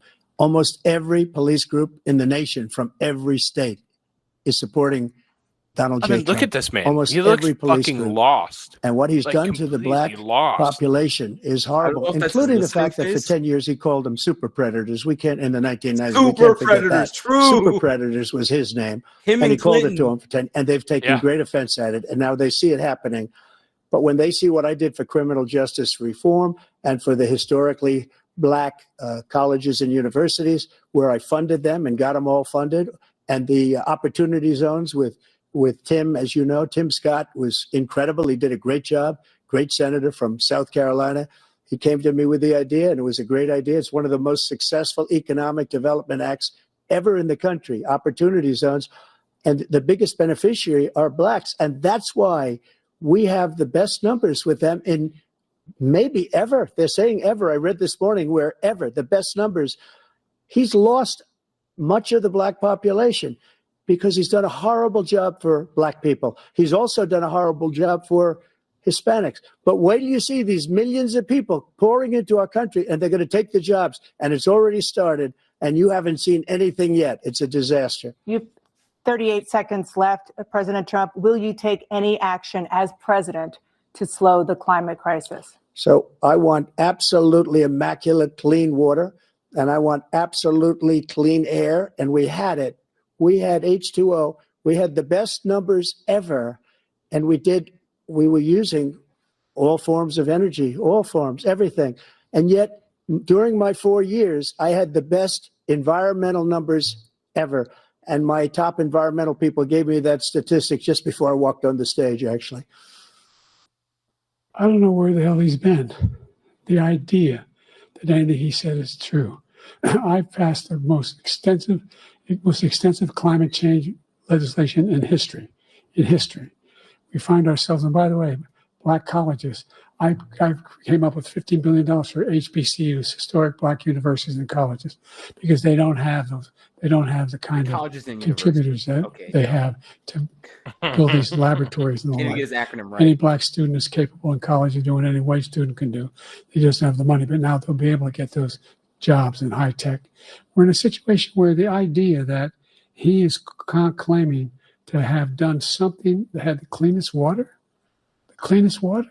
He hadn't done a damn thing for the environment. When was Flint fixed? Out of the Paris Peace Accord, climate accord. That was during I Obama. immediately joined it. Was it? Okay. Because if we reach 1.5 degrees Celsius at any one point, there's no way back. The only existential threat to humanity is climate you have change. the famous And he Obama didn't do a drinking damn the thing water. about it. He must undo Not all really that drinking I've the done. water. Yeah, I remember that. The Paris Accord was going to cost us $1 trillion, and China nothing, and Russia nothing, and India nothing. It was a ripoff of the United States. And I ended it because I didn't want to waste that money because they treat us horribly. We were the only ones. It was costing us money. Nobody else was paying into it. And it was a disaster. But everything that he said just now, I'll give you an example. I heard him say before insulin. I'm the one that got the insulin down for the seniors. I took care of the seniors. What he's doing is destroying all of our medical programs because the migrants coming in, they want everybody. And look, I have the biggest heart on the stage. I guarantee you that. And I want to take care of people, but we're destroying our country. They're taking over our schools, our hospitals, and they're going to be taking over Social Security. He is destroying Social Security, Medicare, and Medicaid. The idea is that we, in fact, we were the only ones of consequence who were not members of the Paris Accord. How can we do anything? We're not able to, the United States can't get this under control. One of the largest polluters in the world, number one. We're making significant progress. By 2035, we will have cut pollution in half. We have made significant progress, and we're continuing to make progress. We set up a climate corps for thousands of young people will learn how to deal with climate, just like the Peace Corps. And we're moving in directions that are going to significantly change the elements of cause of pollution. But the idea that he claims that he has the biggest heart up here and he's really concerned about pollution and about climate, I've not seen any indication of that. And by the way, with regard to prescription drugs, one company agreed that they would reduce the price to $35, which I was calling for, one, voluntarily. I made sure every company in the world, every pharmaceutical company, cannot have to pay. Thank you. And by the way, so every day, millions of Americans struggle just to make ends meet. For many older Americans, Social Security provides a critical lifeline. President Biden, if nothing is done to Social Security, seniors will see their benefits cut in just over 10 years.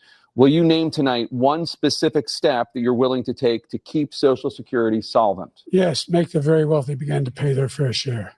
Right now, everybody making under $170,000 pays 6% of their income, of their paycheck, every single time they get a paycheck from the time the first one they get when they're 18 years old. The idea that they're going to, I'm proposing that everybody, the millionaires pay 1%. 1%.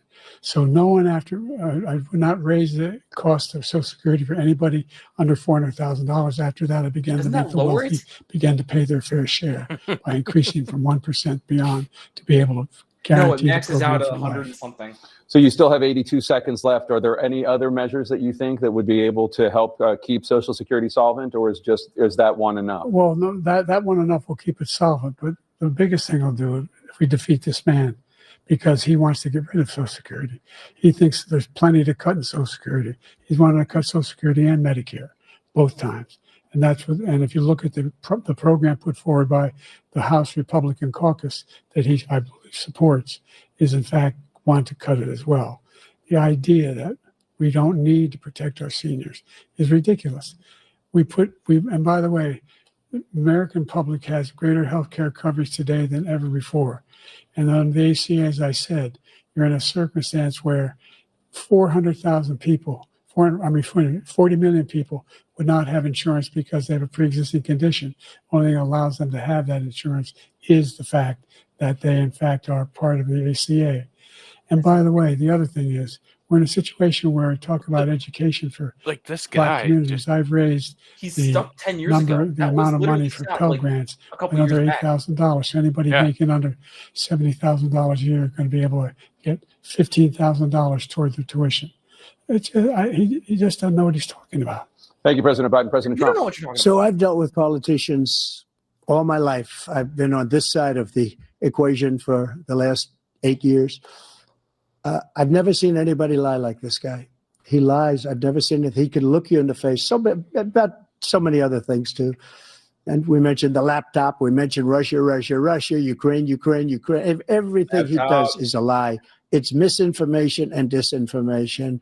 The losers and suckers story that he made up is a total lie on the military. It's a disgrace. But Social Security, he's destroying it, because millions of people are pouring into our country, and they're putting them onto Social Security. They're putting them onto Medicare, Medicaid. They're putting them in our hospitals. They're taking the place of our citizens.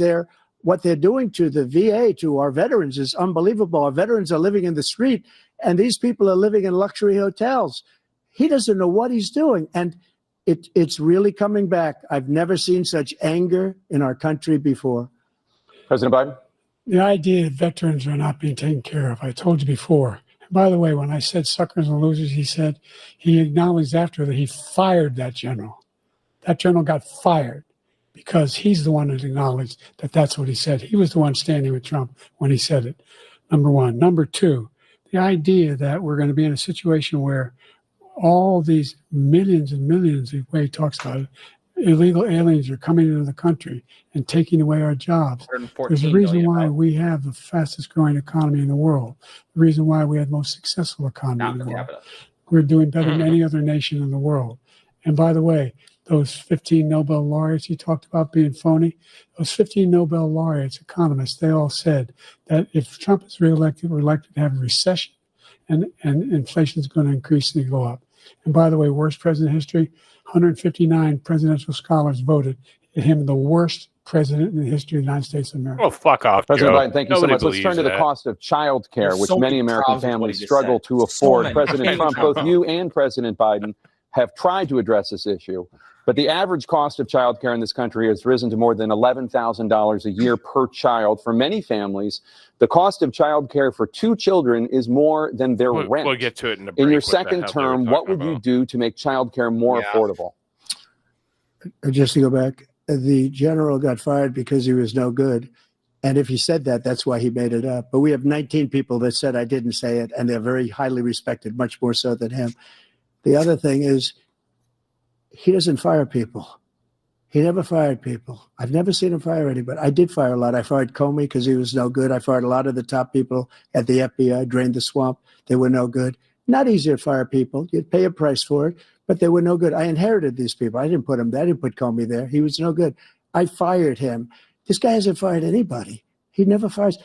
He should have fired every military man that was involved with that the Afghanistan horror show, the most embarrassing moment in the history of our country. He didn't fire. Did you fire anybody? Did you fire anybody that's on the border that's allowed us to have the worst border in the history of the world? Did anybody get fired for allowing 18 million people, many from prisons, many from mental institutions? Did you fire anybody that allowed our country to be destroyed? Joe, our country is being destroyed as you and I sit up here and waste a lot of time on this debate. This shouldn't be a debate. He is the worst president. He just said about me because I said it. But look, he's the worst president in the history of our country. He's destroyed our country. Now, all of a sudden, he's trying to get a little tough on the border. He came out with a nothing deal, and it reduced it a little bit, like this much. It's insignificant. He wants open borders. He wants our country to either be destroyed or he wants to pick up those people as voters. And I don't think we just can't let it happen. If he wins this election, our country doesn't have a chance, not even a chance, of coming out of this rut. We probably won't have a country left anymore. That's how bad it is. He is the worst in history by far. Thank you, President Trump. President Biden? We're the most admired country in the world. We're the United States of America. There's nothing beyond our capacity. We have the finest military in the history of the world, the finest in the history of the world. No one thinks. Now you fucked that up too, No Joe. one wants to screw around with us. Nobody. Number one. Bullshit. Number We two, can't the even idea fucking- that we're talking about worst presidents. I wasn't joking. Look it up or go online. 159 or 58, don't hold me the exact number, presidential historians, they've had meetings and they voted who's the worst president in American history. One through best to worst. They said he was the worst in all of American history. That's a fact. That's not conjecture. He can argue they're wrong, but that's what they voted. The idea that he is doing anything to That's deal rigged with too, Joe. child care. He did for virtually nothing to child care. We should significantly increase the child care tax credit. We should significantly increase the availability of women and men or single parents to be able to go back to work. And we should encourage businesses to have. Thank you, President Biden. facilities. President Trump, the question was about what would you do to make childcare more affordable, if you want to take your minute. Just so you understand, we have polling, we have other things that they rate him the worst because what he's done is so bad. And they rate me, Also, it's I'll show you, 5,000 I will per show day. you. And they rate me one of the 5,000 best, per day. okay? I was wrong. And if I'm given another 4 years, I will be the best. I think I'll be the best. Nobody's ever created an economy like us. Nobody ever cut taxes like us.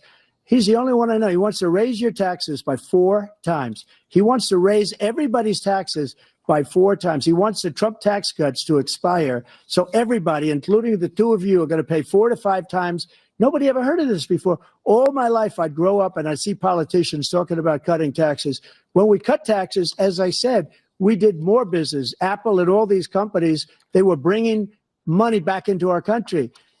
The worst president in history by far, and everybody knows it. President Biden? Look, fact of the matter is that he's dead wrong about, he's increased the tariff, he will increase the taxes on middle-class people. I said I'd never raise a tax on anybody making less than $400,000. I didn't. But this tariff is 10% tariffs. Everything coming in the country, you know what the economists say? That's going to cost the average American $2,500 a year more because they're going to have to pay the difference in food and all the things that we're importing. Number two, he's in a situation where he talks about how he has not raised, he's somehow helped the middle class. Middle class have been devastated by you. Now you want a new tax cut of $5 trillion over the next 10 years, which is going to fundamentally bankrupt the country. You had the largest deficit of any president in American history, number one. Number two, you have not, in fact, made any contact, any progress with China. We are the lowest trade deficit with China since 2010. Thank you, President Biden. You lost Thank you, President Biden. Let's discuss an epidemic impacting millions of Americans that both of you have made a top priority in your first term, the opioid crisis. And for both of you, the number of overdose deaths in this country has gone up. Under your term, it went up. Under your term, it has gone up. Former President Trump, despite the efforts that both of you have made, more than 100,000 Americans are dying from overdoses every year, primarily from fentanyl and other opioids. What will you do to help Americans right now in the throes of addiction who are struggling to get the treatment they need? To finish up, we now have the largest deficit in the history of our country under this guy. We have the largest deficit with China. He gets paid by China. He's a Manchurian candidate. He gets money from China. So I think he's afraid to deal with them or something. But do you notice he never took out my tariffs because we bring in so much money with the tariffs that I imposed on China. He never took them away. He can't because it's too much money. It's tremendous. And we saved our steel industries, and there was more to come, but he hasn't done that. But he hasn't cut the tariffs because he can't, because it's too much money. But he's got the largest deficit in the history of our country, and he's got the worst situation with China. China's going to own us if you keep allowing them to do what they're doing to us as a country. They are killing us as a country, Joe, and you can't let that happen. You're destroying our country. So, President Trump, you have 67 seconds left. The question was, what are you going to do to help Americans in the throes of addiction right now who are struggling to get the treatment they need? Jake, we were doing very well at addiction until the COVID came along. We had the 2.5, almost 3 years of like nobody's ever had before, any country, in every way. And then we had to get tough. And it was the drugs pouring across the border it started to increase. We got great equipment. We bought the certain dog that's the most incredible thing that you've ever seen, the way they can spot it. We did a lot. And we were getting very low numbers, very, very low numbers. Then he came along. The numbers, have you seen the numbers now? It's not only the 18 million people that I believe is even low, because the gotaways, they don't even talk about gotaways. But the numbers of the amount of drugs and human trafficking in women coming across our border, the worst thing I've ever seen, at numbers that nobody's ever seen under him because the border's so bad. But the number of drugs coming across our border now is the largest we've ever had by far. President Trump, thank you. President Biden? Fentanyl and the byproducts of fentanyl went down for a while. And I wanted to make sure we use the machinery that can detect fentanyl. These big machines that roll over everything that comes across the border. And it costs a lot of money. That was part of this deal we put together, this bipartisan deal. More fentanyl machines, more be able to detect drugs, more numbers of agents, more numbers of all the people at the border. And when we had that deal done, he called his Republican colleagues, said, "Don't do it. It's going to hurt me politically." No, he never argued it's not a good bill. It's a really good bill. We need those machines. We need those machines. And we're coming down very hard in every country in Asia in terms of precursors for fentanyl. And Mexico is working with us to make sure they don't have the technology to be able to put it together. That's what we have to do. We need those machines. Thank you, President Biden. President Trump, and again, the question is about Americans in the throes of addiction right now struggling to get the treatment they need. Well, this does pertain to it. He ended Remain in Mexico. He ended catch and release. I made it catch and release in Mexico, not catch and release here. We had so many things that we had done, hard negotiations with Mexico, and I got it all for nothing. It's just like when you have a hostage. We always pay $6 billion for a hostage. Every time we say it's a hostage. Now we have a hostage, a Wall Street Journal reporter, I think a good guy, and he's over there because Putin is laughing at this guy, probably asking for billions of dollars for the reporter. I will have him out very quickly as soon as I take office. Before I take office, I said by literally as soon as I win the election, I will have that reporter out. He should have had him out a long time ago, but Putin's probably asking for billions and billions of dollars because this guy pays it every time. We had 2 cases where we paid $6 billion for 5 people. I got 58 people out, and I paid essentially nothing. Thank you, President Trump. Dana? Let's turn to concerns that voters have about each of you. President Biden, you would be 86 at the end of your second term. How do you address concerns about your capability to handle the toughest job in the world well into your 80s?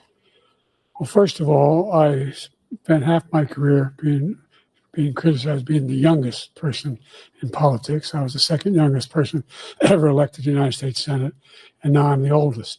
This guy's 3 years younger and a lot less competent. I think that just look at the record. Look at what I've done. Look, I've turned around the horrible situation he left me. As I said, 15 million new jobs, 800,000 manufacturing jobs, more investment in America, over billions of dollars in private investment in enterprises that we are growing. By the way, we brought off a lot of people. The whole idea of computer chips, we used to have 40% of the market.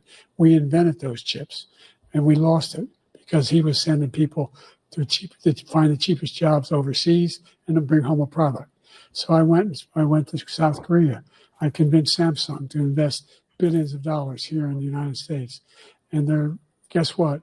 Those fabs, they call them, to build these chips. Those fabs pay over $100,000. You don't need a college degree for them.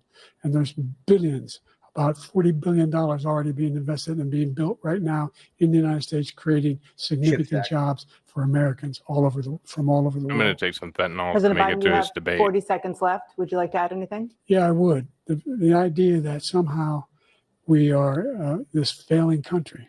I never heard a president talk like this before.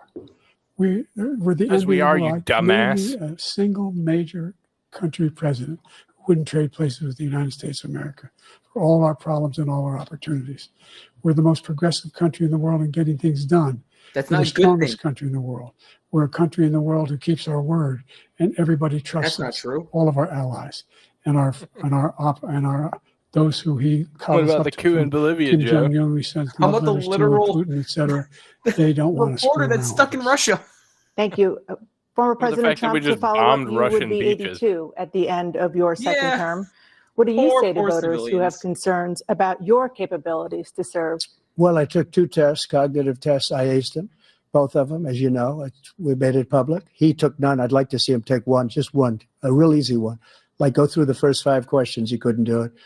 But I took 2 cognitive tests. I took physical exams every year. Yo, don't smile too And, much. you Your know, dentures are going to fall we out. knock on wood wherever we may Yeah. have wood, that I'm in very good health. I just won 2 club championships, not even senior, 2 regular club championships. To do that, you have to be quite smart, and you have to be able to hit the ball a long way.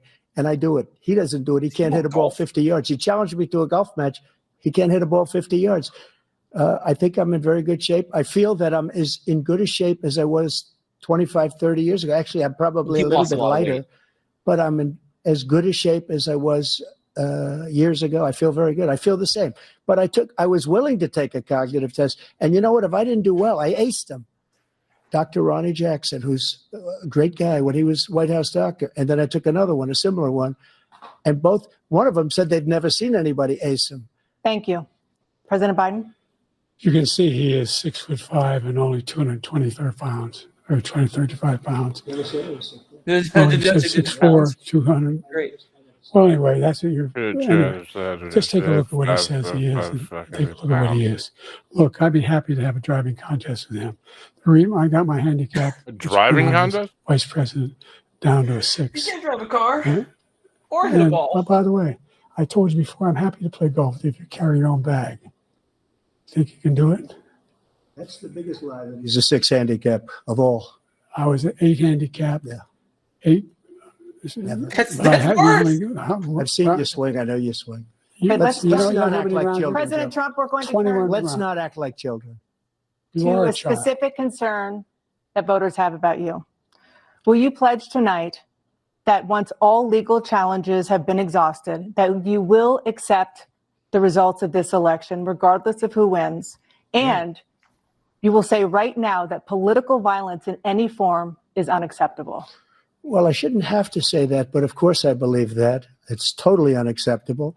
And if you would see my statements that I made on Twitter at the time, and also my statement that I made in the Rose Garden, you would say it's one of the strongest statements you've ever seen. In addition to the speech I made in front of, I believe, the largest crowd I've ever spoken to. And I will tell you, nobody ever talks about that. They talk about a relatively small number of people that went to the Capitol and in many cases were ushered in by the police. And as Nancy Pelosi said, it was her responsibility, not mine. She said that loud and clear. But the answer is, if the election is fair, free, and I want that more than anybody. And I'll tell you something. I wish he was a great president because I wouldn't be here right now. I'd be They're having at a one of pissing my contest, many but places neither one of them can enjoying get it to come myself. out. I wouldn't be under indictment Yeah, the other because one's I got wouldn't have been his Stones political stuck up in there. opponent, because he indicted me because I was his opponent. I wish he was a great president. I would rather have that. I wouldn't be here. I don't mind being here. But the only reason I'm here is he's so bad as a president that I'm going to make America great again. We're going to make America great again. We're a failing nation right now. We're a seriously failing nation. And we're a failing nation because of him. His policies are so bad. His military policies are insane. They're insane. These are wars that will never end with him. He will drive us into World War III. And we're closer to World War III than anybody can imagine. We are very, very close to World War III, and he's driving us there. And Kim Jong-un, Have they said corruption at all? President Xi of China, Kim Jong-un of North Korea, all of these, Putin, they don't respect him. They don't fear him. They have nothing going with this gentleman, and he's going to drive us into World War III. You want a World War III, let him follow and win, and let Putin say, do what you want, NATO. Just do what you want. There's a thing called Article 5. An attack on one is an attack on all, a required response. The idea, I can't think of a single major leader in the world who wouldn't trade places with the job I've done and what they've done. Because we are a powerful nation. We have wonderful people. It's because of the people, not me. It's because of the American people. They're capable of anything, and they step up when they're needed. And right now, we're needed. We're needed to protect the world because our own safety is at stake. And again, you want to have a war, just let Putin go ahead and take Kyiv, make sure they move on, see what happens in Poland, Hungary, and other places along that border. Ukraine isn't a NATO country, you dumbass. Well, President Trump, is as it I come not? I back thought to they you made it for one a like follow-up, recently, or they're trying to. the question was, will you accept the results of this election, regardless of who wins? Just to finish what he said, if I might, Russia, they took a lot of land from Bush. They took a lot of land from Obama and Biden. They took no land, nothing Crimea, from Trump, nothing. He knew not to do it. Mm-hmm. Not going to play games with me. He knew that. I got along with him very well, but he knew not to play games. He took nothing from me. But now he's going to take the whole thing from this man right here. That's a war that should have never started. It would have never started ever with me. And he's going to take Ukraine. And, you know, you asked me a question before, would you do this with? He's got us in such a bad position right now with Ukraine and Russia, because Ukraine's not winning that war. He said, I will never settle until such time. They're running out of people. They're running out of soldiers. They've lost so many people. It's so sad. They've lost so many people, and they've lost those gorgeous cities with the golden domes that are 1,000 years old, all because of him and stupid decisions. Russia would have never attacked. President Trump, the question was, will you accept the results of the election, regardless of who wins? Yes or no, please. If it's a fair and legal and good election, absolutely. I would have much rather accepted these, but the fraud and everything else was ridiculous. And if you want, we'll have a news conference on it in a week, or we'll have another one of these in a week. But I will absolutely, there's nothing I'd rather do. It would be much easier for me to do that. He's not Then wrong. I'm running again. I wasn't really going to run until I saw the horrible job he did. He's destroying our country. I would be very happy to be someplace else, in a nice location someplace. And again, no indictments, no political opponent stuff, because it's the only way he thinks he can win. But unfortunately, it's driven up my numbers and driven them up to a very high level because the people understand it. Let's see what your numbers are when this election is over. Let's see. You're a whiner. When you lost the first time, you continued, you appealed and appealed to courts all across the country. Not one single court in America said any of your claims had any merit, state or local, none. But you continue to provoke. There is no good way to appeal this that. lie about somehow there's all this misrepresentation, all this stealing. There is no evidence of that at all. Misrepresentation, and I Joe, tell you we're what, talking about I doubt misrepresenting. whether you'll accept it because you're such a whiner. The idea, if you lose again, you accepting anything, you can't stand the loss. Something snapped in you when you lost the last time. We'll be right back with more from the CNN presidential debate live. Holy shit. First, I want to play your new group. Brian joined this group last week, and I'm really proud of him. Say black man for Trump, and I'm wearing my shirt, niggas for Trump 2024, and I mean that. I want to start a Chicago chapter. I'm not kidding. Dude, they have one hell of a Twitter, like, for real. God, I want to so bad. By the way, if they said hoax instead of Ukraine, I would have definitely had the symbol for the guys from the WW2. Bad guys. The one that means peace if it's flipped the other way. Yeah, that one. Yeah, fuck YouTube. The Nazi symbol? Yeah. Yeah. Oh, yeah, dude. Yeah. I literally would have that sitting on my bingo card right now. So So let's talk about this so far. Like, let's be objective and think about this. Joe Biden is disqualified from being president, in my opinion, without any of my Trump love, without any of my bias coming in. He is disqualified. Every time he gets challenged on something, he buries his head. He looks weak. He looks frail. He looks old. And in my opinion, should not be eligible to be running for president. And that's plain and simple. Like, there's no wiggle room in that statement. Once you're found incompetent to stand trial, you're not competent to hold office of any kind. If you can't participate in the legal process, why can you participate in a legal process? Right. What Fiery. I could understand from him. Sorry. Sorry, No. Continue. Oh, Fiery. Mono Z. I was already read before the stream even started, and whatever I would have got, CNN was gonna take. So I fuck monetization. But like there was like a couple of statements from Biden that I could agree with, but it wasn't contended by Trump. I mean, the whole idea of families need care for their kids because it's expensive as shit. That was like the thing that I was like, oh, okay, that makes sense. Yeah. But there's not much after that. I couldn't understand 90%.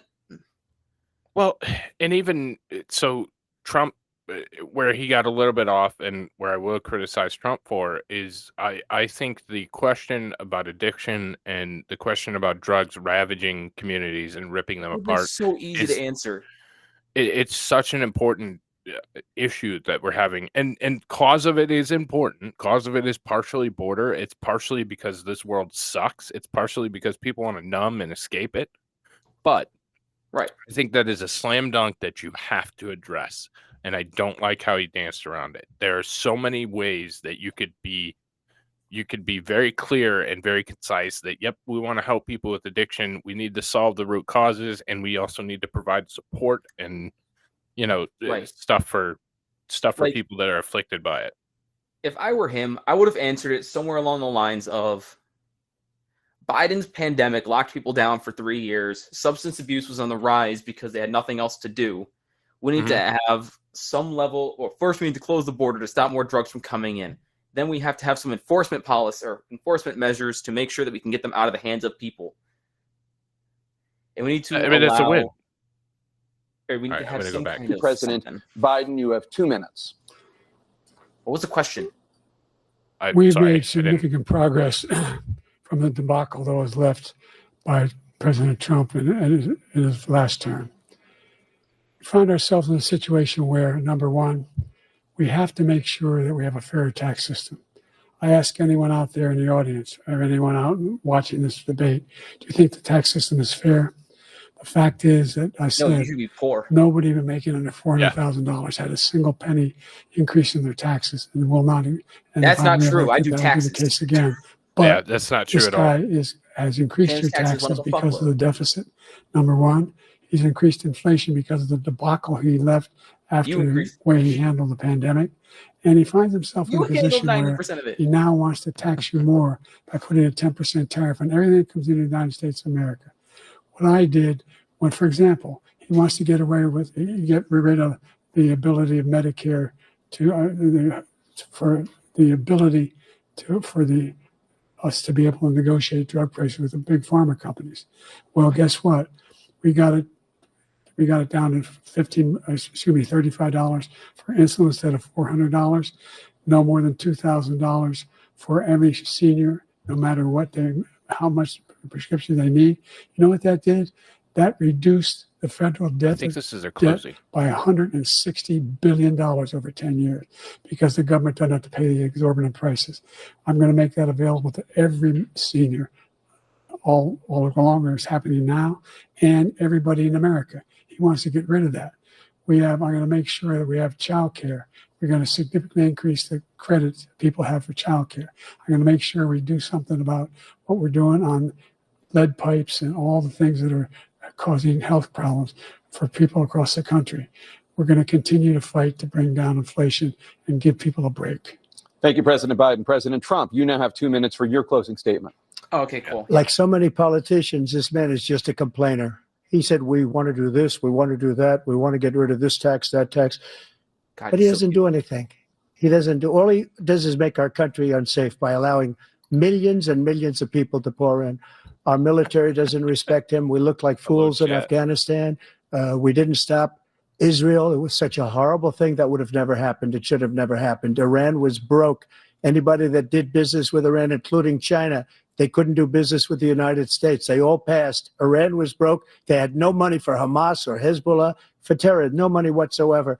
Again, Ukraine should have never happened. He talks about all this stuff, but he didn't do it. For 3.5 years, we're living in hell. We have the Palestinians and we have everybody else rioting all over the place. You talk about Charlottesville. This is 100 times Charlottesville, 1,000 times. The whole country is exploding because of you, because they don't respect you, and they have to respect their president, and they don't respect you throughout the world. What we did was incredible. We rebuilt the military. We got the largest tax cut in history, the largest regulation cut in history. The reason he's got jobs is because I cut the regulations that gave jobs, but he's putting a lot of those regulations back on. All of the things that we've done, nobody's never seen anything like, even from a medical standpoint, right to try, where we can try space-age materials instead of going to Asia or going to Europe and trying to get, when you're terminally ill, now you can go and you can get something. You sign a document. They've been trying to get it for 42 years. But you know what we did for the military was incredible. Choice for our soldiers, where our soldiers, instead of waiting for 3 months to see a doctor, can go out and get themselves fixed up and readied up and take care of themselves, and they're living. And that's why I had the highest approval rating in the history of the VA. So all of these things, we're in a failing nation, but it's not going to be failing anymore. We're going to make it great again. Thank you, former President Trump, President Biden. Stay with us because we have full analysis of this debate. Anderson Cooper and Aaron Burnett starts now on CNN. All right, we're not going to watch their bullshit, right? No, we're not. I was actually looking for, I was already at, blah, blah. God, I'm having a Biden stroke. I was actually kind of looking for RFK Jr.'s. Oh, he didn't do it separately. Okay, so I'm gonna. I want to watch Biden walk off the stage. I want to watch him fall and eat it. Yeah, I do too. I want to see if he's gonna fall. Let's see what they have Of the voters tonight, along with Aaron Burnett, the first word on what those voters might make of it from our political professionals, from our CNN Flash poll and swing state focus group. We'll be talking to surrogates, including Vice President Harris, getting fact checks from our Daniel Dale and new reporting from inside both campaigns. With me here, CNN political commentator Scott Jennings, Kate Bedingfield, Dave. Mm-hmm. You know, like when you break your legs or whatever, and the doctor's like, "Okay, now you need to put your good leg up on top and your bad leg down below," and you're like, "Huh?" That's what he just did. He did his good leg down first, and then he did the same thing for the next step. They're not even going to show him going off the stage. No, they aren't, because he's going to fall and eat it. See, I'm a little upset because the White House press corps literally was like, "There's going to be a huge what's that called? A huge medical episode, so we all need to be there." Yeah. And I was hoping that it would have happened. What? So die? No, just a medical episode. Oh no, I'm sick, I'm ill. And then Newsom comes in, "I'll save you," and then, So this is, I'm not going to lie. So we're going to watch like 2 seconds of this, but not a whole hell of a lot. We'll watch this first response. It's hyper cringe. Yeah, I used cringe. Fuck off. I'll use whatever words I want. Dude, you definitely did not riz me. This problem right now. In addition to that, this is RFK's situation where this is RFK Jr.'s debate. Look at all that was done in his administration.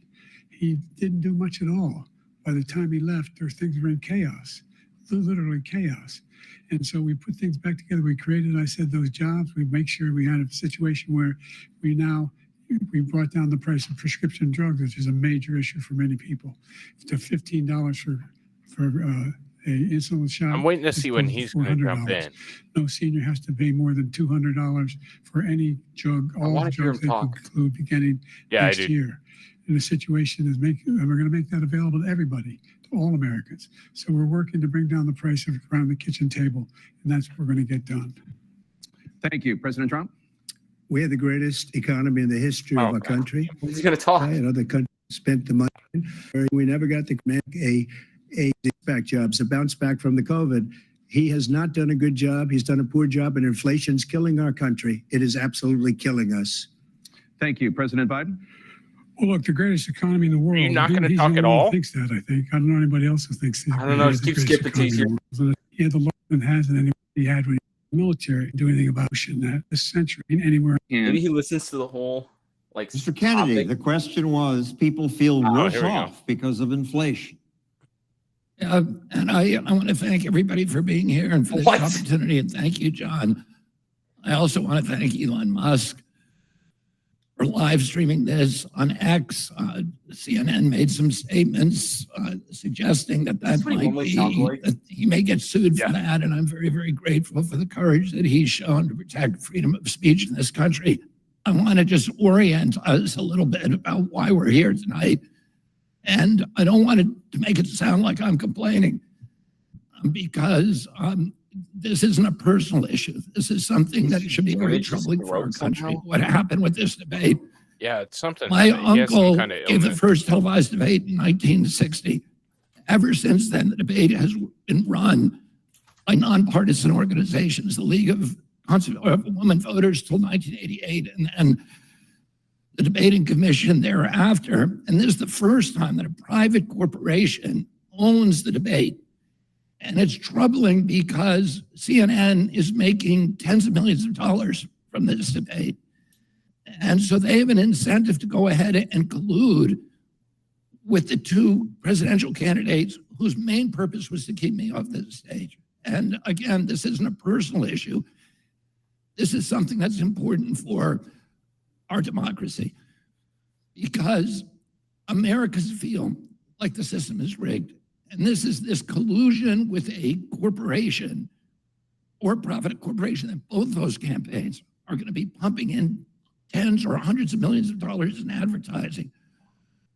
So it's all a big payoff. This is exactly the kind of merger of state and corporate power that I'm running in order to oppose. And the Americans believe that the system is rigged against them because it is. And this is an example of how badly rigged it is. Mr. Kennedy, we're following the rules here. Your 2 minutes You can are do up. whatever you want with the minute that we It's your give you. show. You should get an wanna follow up. introduction. I got to follow up. We're going back to the debate. I got to follow up, right? Well, I'm going to ask you a follow-up. You can do Not that. according to the person in my ear here. It's a Terminal spasm of his goods voice coming box. into the U.S. How will you ensure that that doesn't drive? Okay, so yeah, he also didn't answer the question, so that's sweet. So since Rumble's weird and doesn't allow me to do my avatar, and yeah. Oh shit, there she is. Hey, what's up, my digger? This is what we're gonna it's play. a digger. This is what we're gonna play. I have two of them now. This is what we're gonna play in the background while we discuss the debate. And our loop of Trump dancing. I love everything that I'm seeing here. So, Digger, are you here? Digger is muted. Digger is very muted. She needs to set her mic to the proper mic, then hit the enable microphone button on the bottom. That works for me.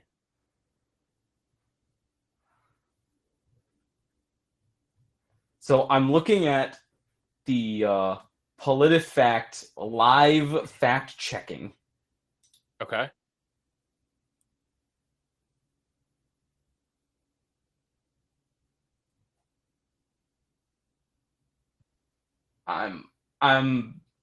This is incredibly biased. Oh yeah, of course it is. Is this working? It is working Hey, now. what's up? We can hear you now. Finally. Thank goodness for that. I only hit the enable button like 18 times. No biggie. It is what it is. That was my problem when I started. Yeah, I mean, it's different, but I'm trying it. We'll see what Rumble Studios has. So Yeah, we did our Bible study with it this past Sunday, and it wasn't bad once we got the gremlins worked out. yeah. It was total ass to start, but after everything got going, it seemed to be okay. So Yeah. But I was completely frozen for the first hour and a half, 2 hours prior doing it.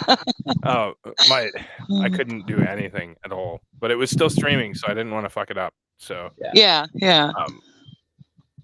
So the first thing that they said was false. I'm just going to do the first false for each of them. Let's go one and then the other. They said Trump is wrong. He didn't have the highest tax cut. The actual highest one was in 1940, and his was the fourth largest. Oh. Ooh, okay. Only the fourth largest tax cut. Well, that's nothing. If you're not in top 3, it doesn't count. Come on. Sure. And then they said that Biden's remark was mostly false. He accused Trump of not taking the pandemic seriously and telling people to inject bleach into themselves. That's Mostly absolutely false. true. Mostly false. Okay, so They'll only give it a mostly. Rumors about CNN delaying its debate live feed are false. Yeah, people were trying to spread that it was going to be like late because it was like a minute late. They were like, it's going to be an hour later.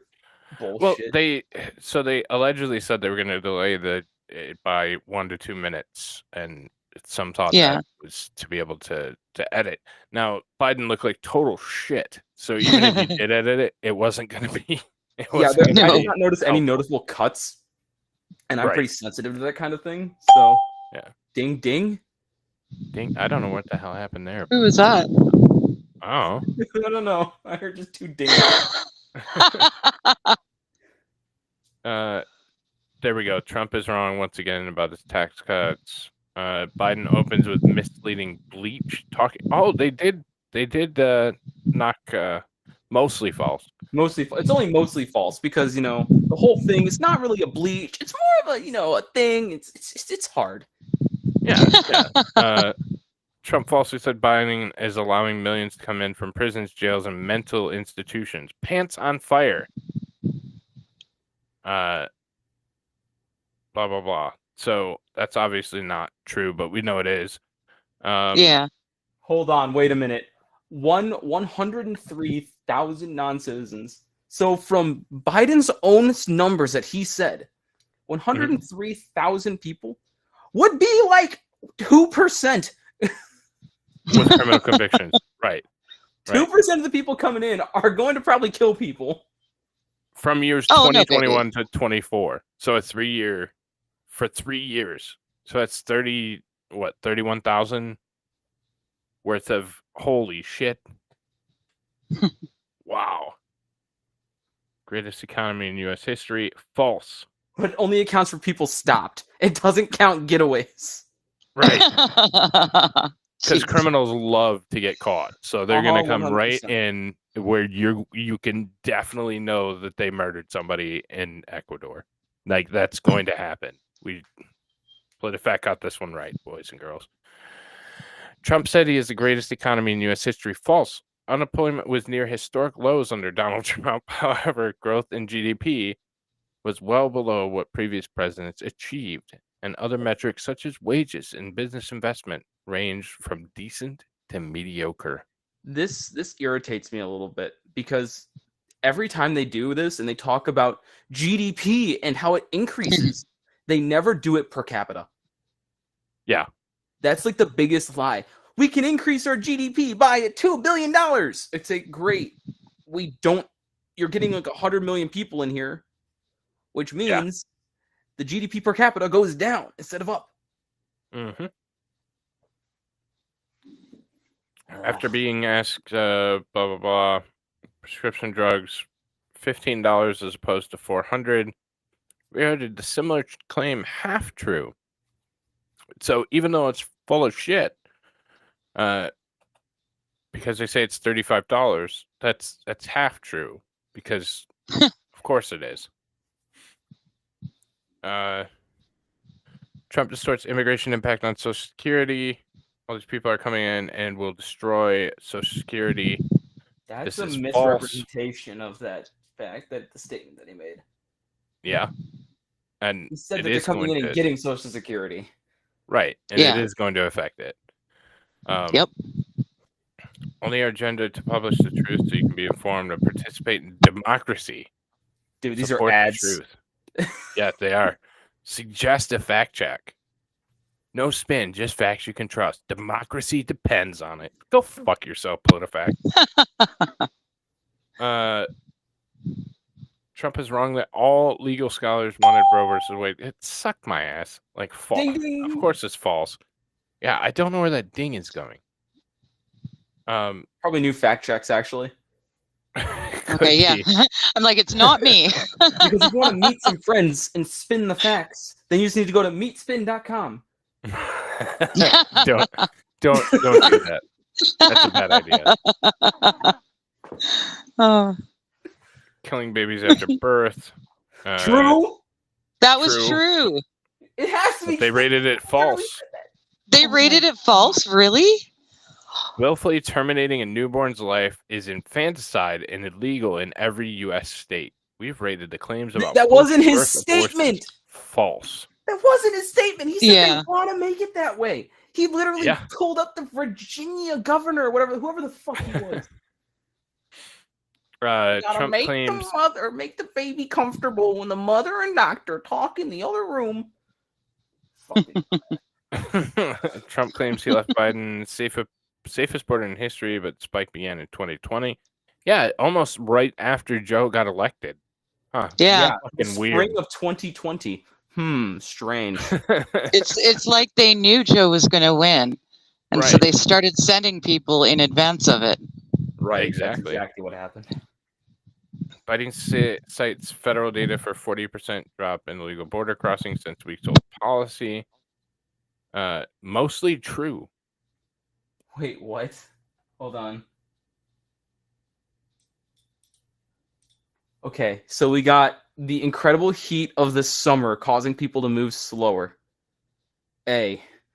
B. 10,000 to 5,000, sure, is, a 50% drop, but that's still 5,000 people. Jesus. But that one's mostly true. There's another ad. Dismisses Biden's jobs tally as illegal immigrants and from COVID-19 bounce back jobs. False. What? That's like completely true. Like under any objective that you look at it, it's true. Native-born Americans? What the fuck is that supposed to mean? So, foreign-born Americans. Is that like Cruz? You're Ted Cruz? You would be a foreign-born American? Let's see what foreign-born American means. I clicked on it. It doesn't go anywhere. It was the Fred. Federal Reserve Bank of St. Louis. This is what it took me to. Why the hell? What is this? Federal Reserve Bank of St. Louis. I'm not even kidding. This is what it took me to. Okay. Let's go here. It's a deep dive. Doesn't fucking say. God, this is dumb. What is this website? Foreign-born employment. At record highs. Yeah, notice how it's a false. record low right as soon as the pandemic hit because no one was fucking working. Yeah. Yep. No one went there. anywhere. And now it's at record highs. Wow. Hmm. Wait, that means more people are working, right? Or does it mean that these foreign-born people are taking all the jobs? That's exactly Yeah, what it that's the one. They took our jobs. Anywho. Let me fact check my fact check. March was actually the highest by about 300. Like we want to be accurate here. Yeah, we don't want to be politifake. Thanks, Amazing Grace, for that. Amazing Grace, amazing disgrace.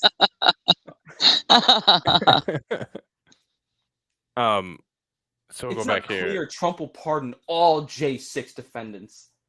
Yeah, correct. He didn't say whether he would or not.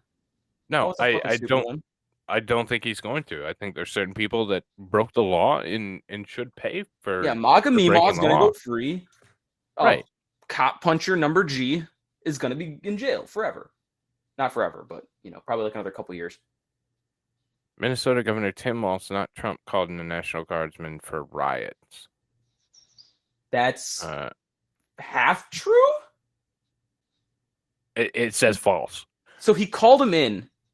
So Trump was like, please, or not Trump, Tim was like, please, Trump, please send Nat Guard. And Trump's like, okie dokie. And the mayor of Minneapolis was like, no.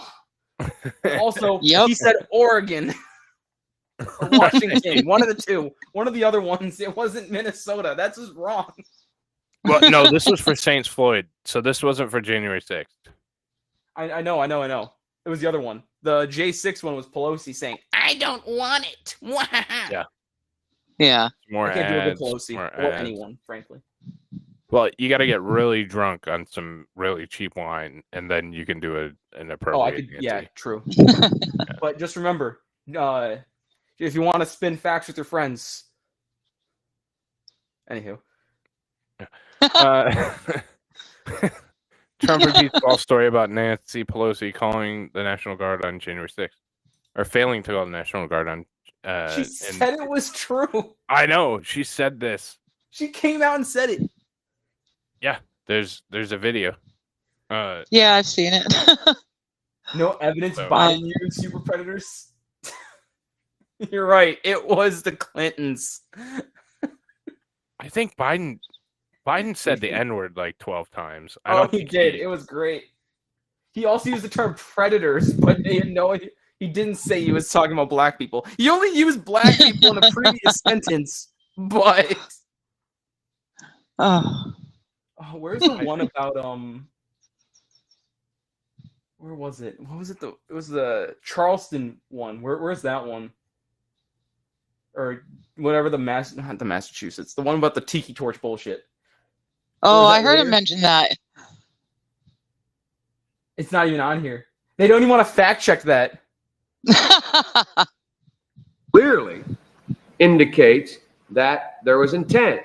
The court found the plan with unerring precision slices through the city's traditional subunit, the ward in a racially selective manner, leaving intact predominantly white wards while carving up those densely populated by blacks. As of the governor, the court concludes, quote, the governor's opposition to the Nunes plan was predicated in significant part on his delineation of a majority black district centered in Orleans Parish. In a confidential portions of your staff memo, they brought to your attention the allegation that important legislators in defeating the Nunes plan in the basement said, quote, we already have a nigger mayor. We don't need any more nigger big shots. And the court cited evidence of discriminatory intent on the part it was a quote. Other legislators, including the representative who testified at the court hearing, that there were legislators, quote, who don't feel they wanted to have a district that would be able to elect. It was a quote he was saying. And I don't think saying the word is the end of the world, but they want to stand on their righteousness, and that's not the first time he said it. So he also said it about Clarence Thomas several times. So more small black businesses than at any time. True. So here's the problem with that. Has it been on the rise? Yes. What happened in 2020 that destroyed more black businesses than anybody would like to count? Can anybody guess?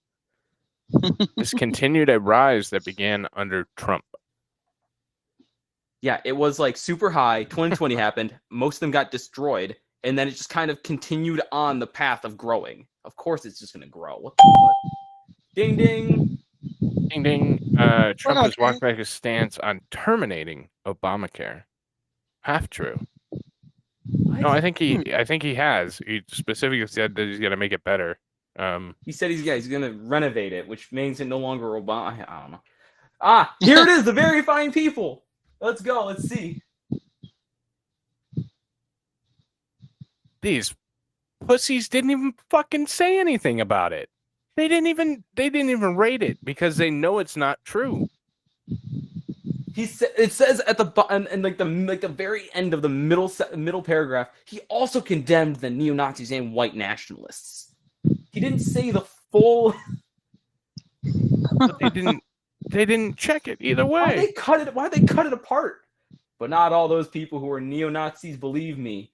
Not all those people were white supremacists by any stretch. So they cut a chunk out of it. Jesus. Wow. They cut a huge chunk out of it. Trump wrong to say Biden wants to raise your taxes by 4 times. Yeah, I mean that's just a general Trumpism. Nobody really. It's a he's being hyperbolic. It's not actually 4 times. It's like 2. Right. But still, 7% apparently from PolitiFact. But Biden wrong that Trump wanted to get rid of Social Security. Oh, win for Trump. That's inaccurate. So not false, just inaccurate.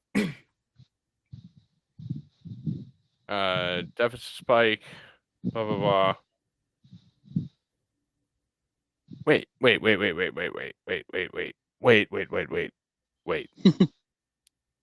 Trump ignores pandemic-driven deficit spike during his term. We now have the largest deficit in the history of our country. That is objectively true. Yes, if it spiked during the pandemic, it still spiked now. Biden has done nothing to lower the deficit. The deficit continues to climb. It's like 36 trillion at this point. So that's true. Like, unless there's been some magic, what's the website? You mean debt calculator or debt countdown or whatever? Yeah, there you go.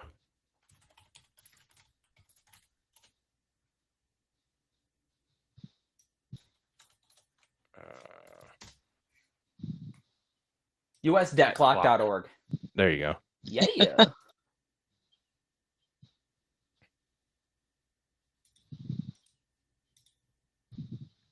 don't know why this. What the fuck's with the thing that I can't get rid of? I don't know. Oh, it's open, close the secret window. It's a little ticket looking thing on the top right. Where? Oh, no, of like the entire screen. Yeah, there you go. There we go. Yeah. So 34,858 billion, and it's actually climbing as we're sitting. So it's more. It's going up than it was just a brief second ago. Wow. So elevators. That dinghy. The elevator's here. The right floor.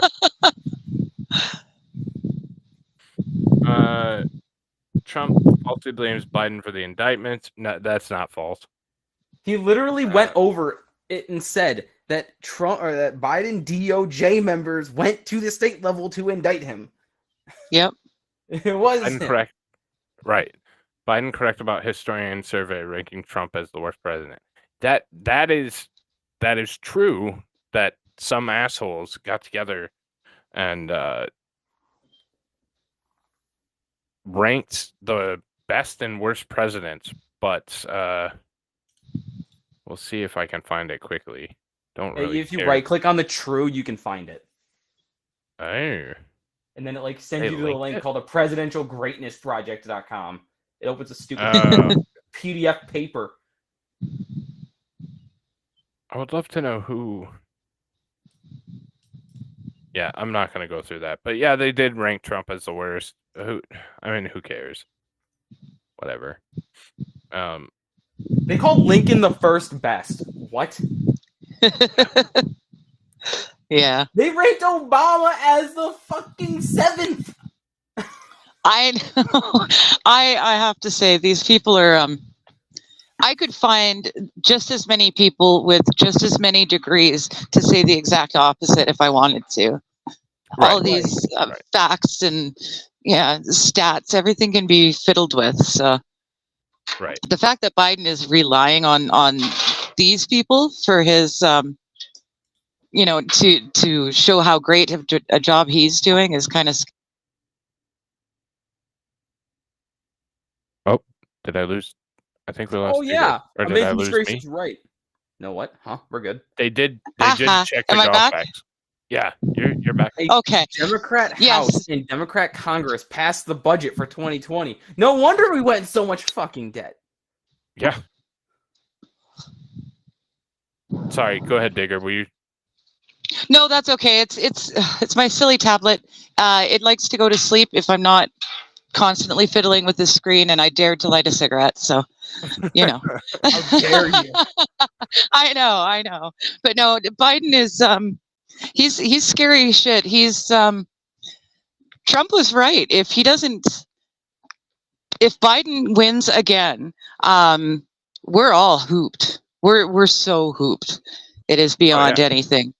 I can't, as much as I say that if he gets in, it's because he's just as dirty as the rest of them. At least Trump has America first. So, at least he's of the globalists that want to put you guys at the top of the food chain. So that keeps us here in Canada a little bit safer. But the way things are going, we're going to be in trouble real fast if Biden gets in again.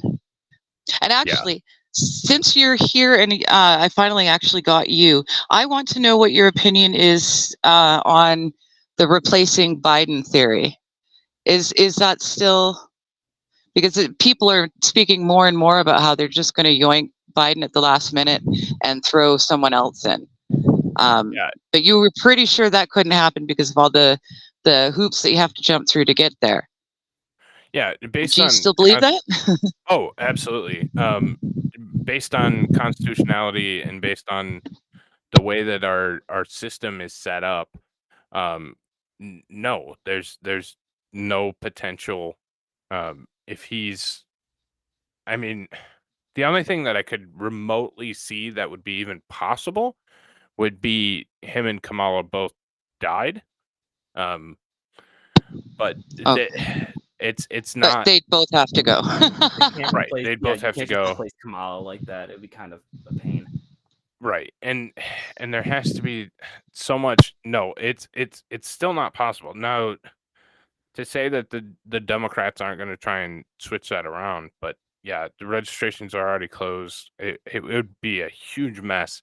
And like I said, I don't think it's worth it in the grand scheme of things because it's such a low bar to run for president that it would be such a pain in the ass. And you're talking millions upon millions in lawsuits when it costs you about $1,500 to register for enough states to become president of the United States. So to see, again, just to be logical about it, Gavin Newsom did not register in any states. Michelle Obama did not register in any states. And to think that they're going to go through all that legal challenge and constitutional challenge over $1,500 is it just doesn't make sense to me. It isn't logical. So okay, that's where I'm holding out because I mean you can register to run for president at any point. Like anybody can do that. That's meets the criteria. 35 American country for 14 years, I think it is.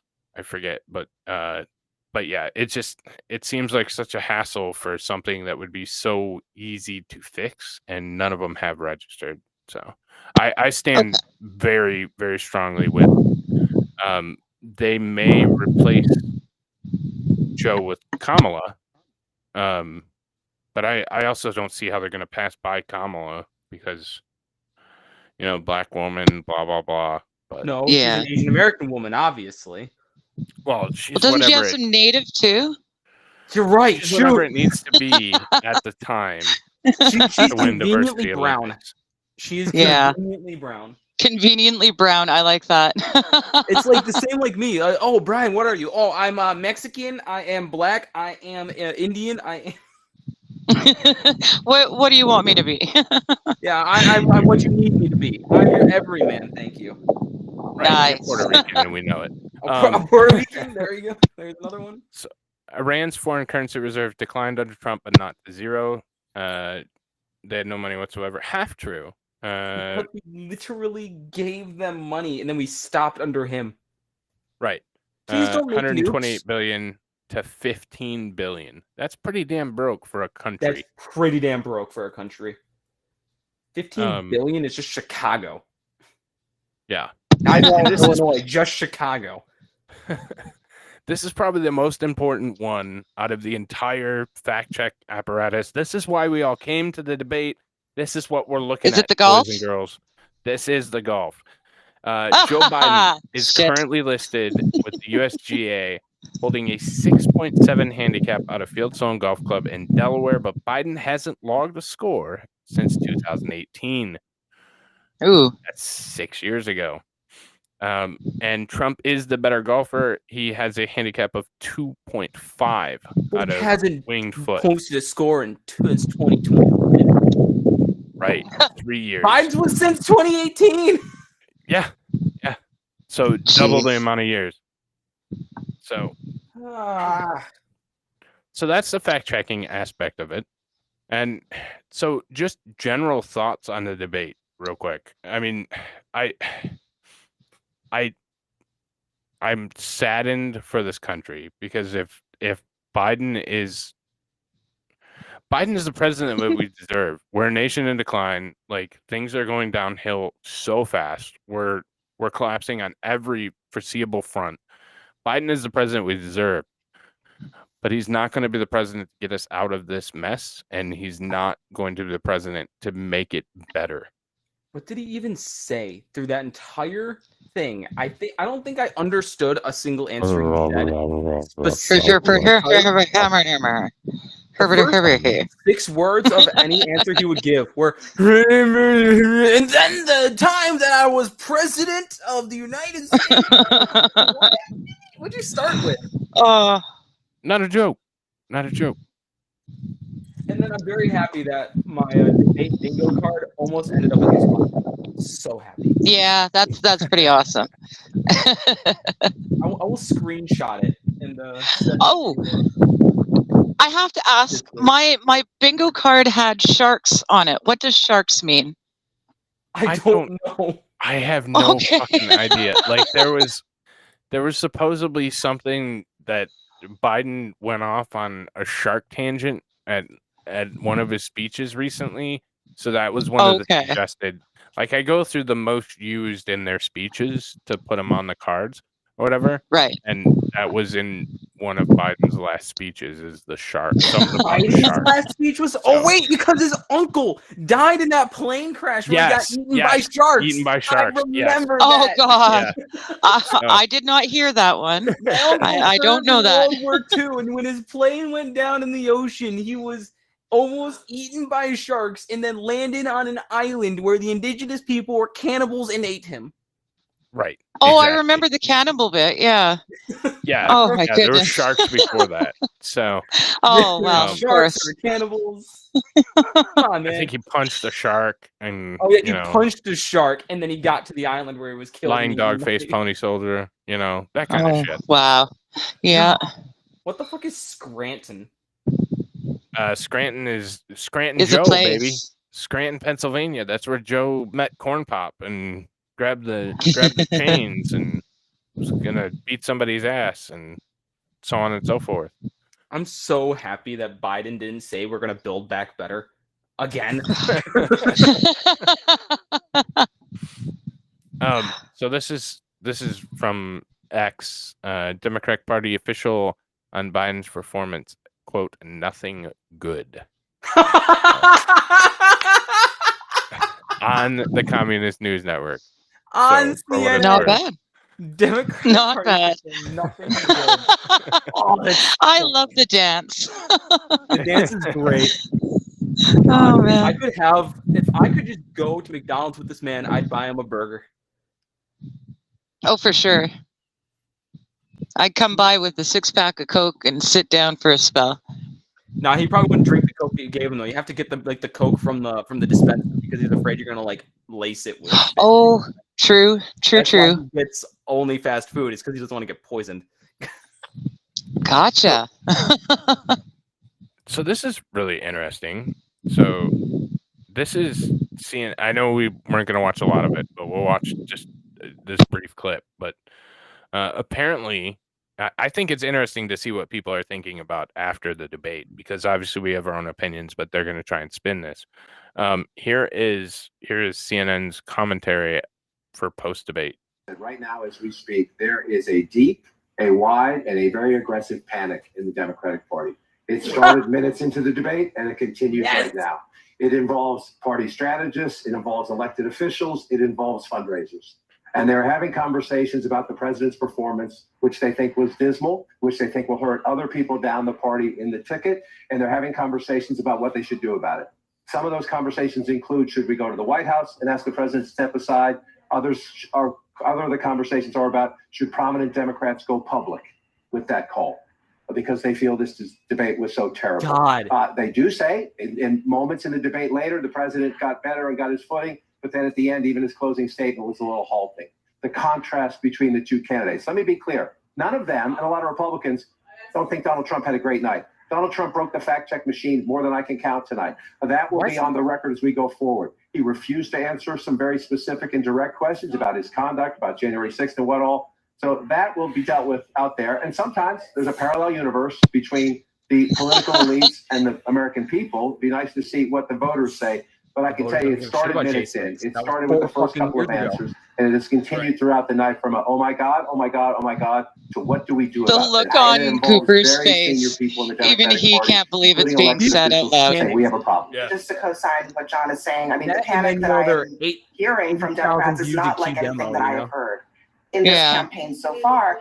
And a lot of it has to do with, first of all, there was a deep frustration about Trump's lies. I mean, he lied a lot tonight. But the problem for Biden was that Trump was able to take not miss the lies.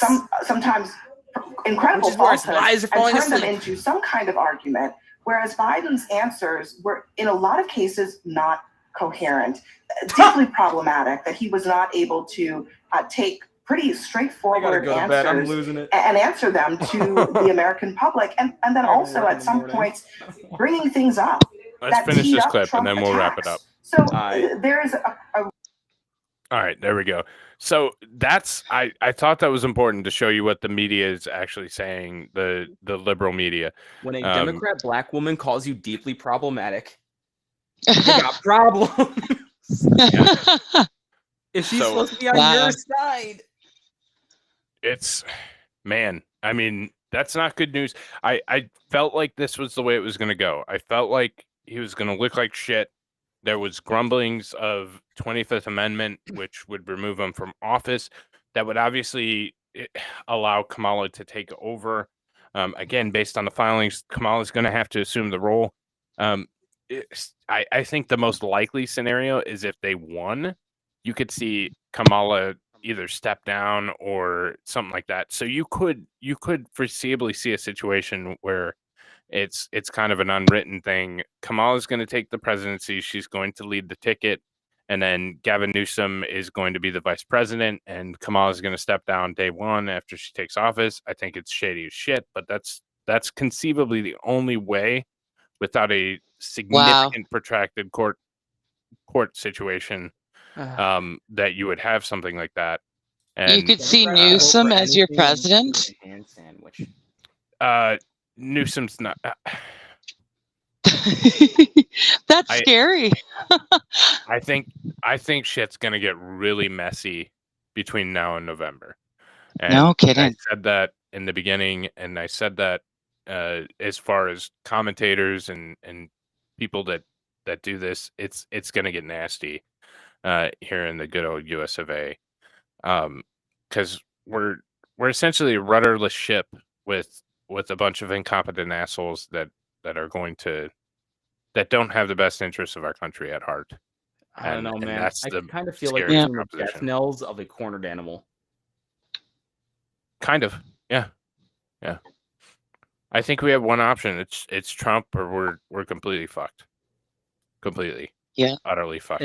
But that's the thing. Who would be after Trump? I can't think of a single figure in the Republican Party who would basically be Trump to Electric Boogaloo. Well, it's going to have to be someone. And, you know, I don't know. Hey, Meat, want to run for president? I'm thinking about it. If you do, can I be in your cabinet? No, I don't like blacks. Please, Anyways. but please, come on, I get to be a token. But I'm not black. Puerto I'm Puerto Rican. Yeah. Now you're being a Democrat. There you go. as your you know what's that called? The guy who does the whole thing with the climate guy. Yeah, I can be him. Oh, you want to be the new climate czar? Yeah, or the nuclear guy, and I can go steal people's luggage and dress like a woman. Oh, that'd be fun. Wow, you could do that for the job I would promote you to. I'm going to make you the new Monica Lewinsky.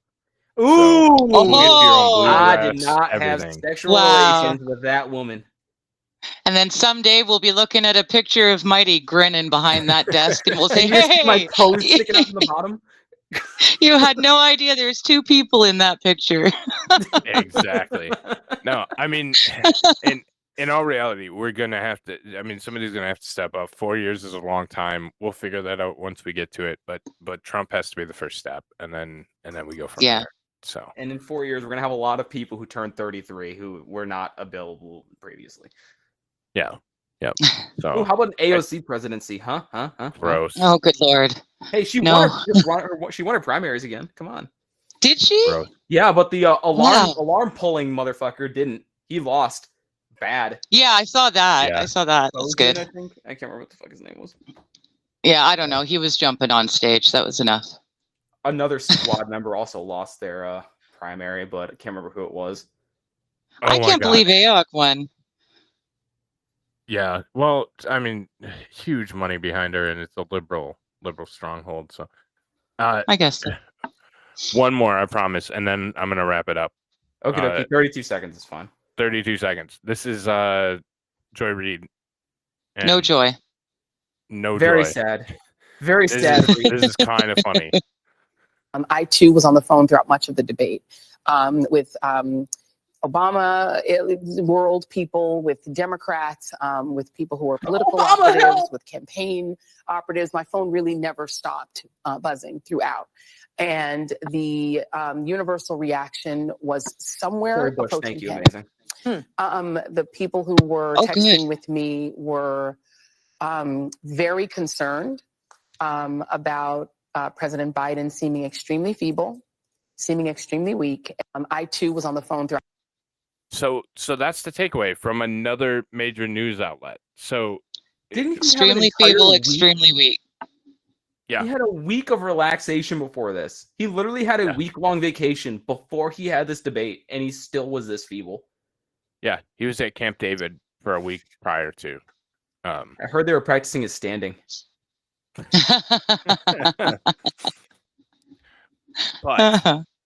I promised I'd let you go, Bri, after that. Yeah, I think this is a complete and utter disaster. It would be interesting to see what they do in the weeks, the coming weeks. There's no hiding it. There's no sugarcoating it anymore. They've said it on national television. I think in part this was part of the plan. I think they want Biden out of the way. I don't think Kamala is the answer by any stretch of the imagination. But I'm concerned for the future of our country if this is truly what a presidential candidate looks like in the greatest country in the world. But we can't vote for a felon. It took him a lot longer for Biden to bring that up than I expected. I thought that would have been like first thing out his mouth.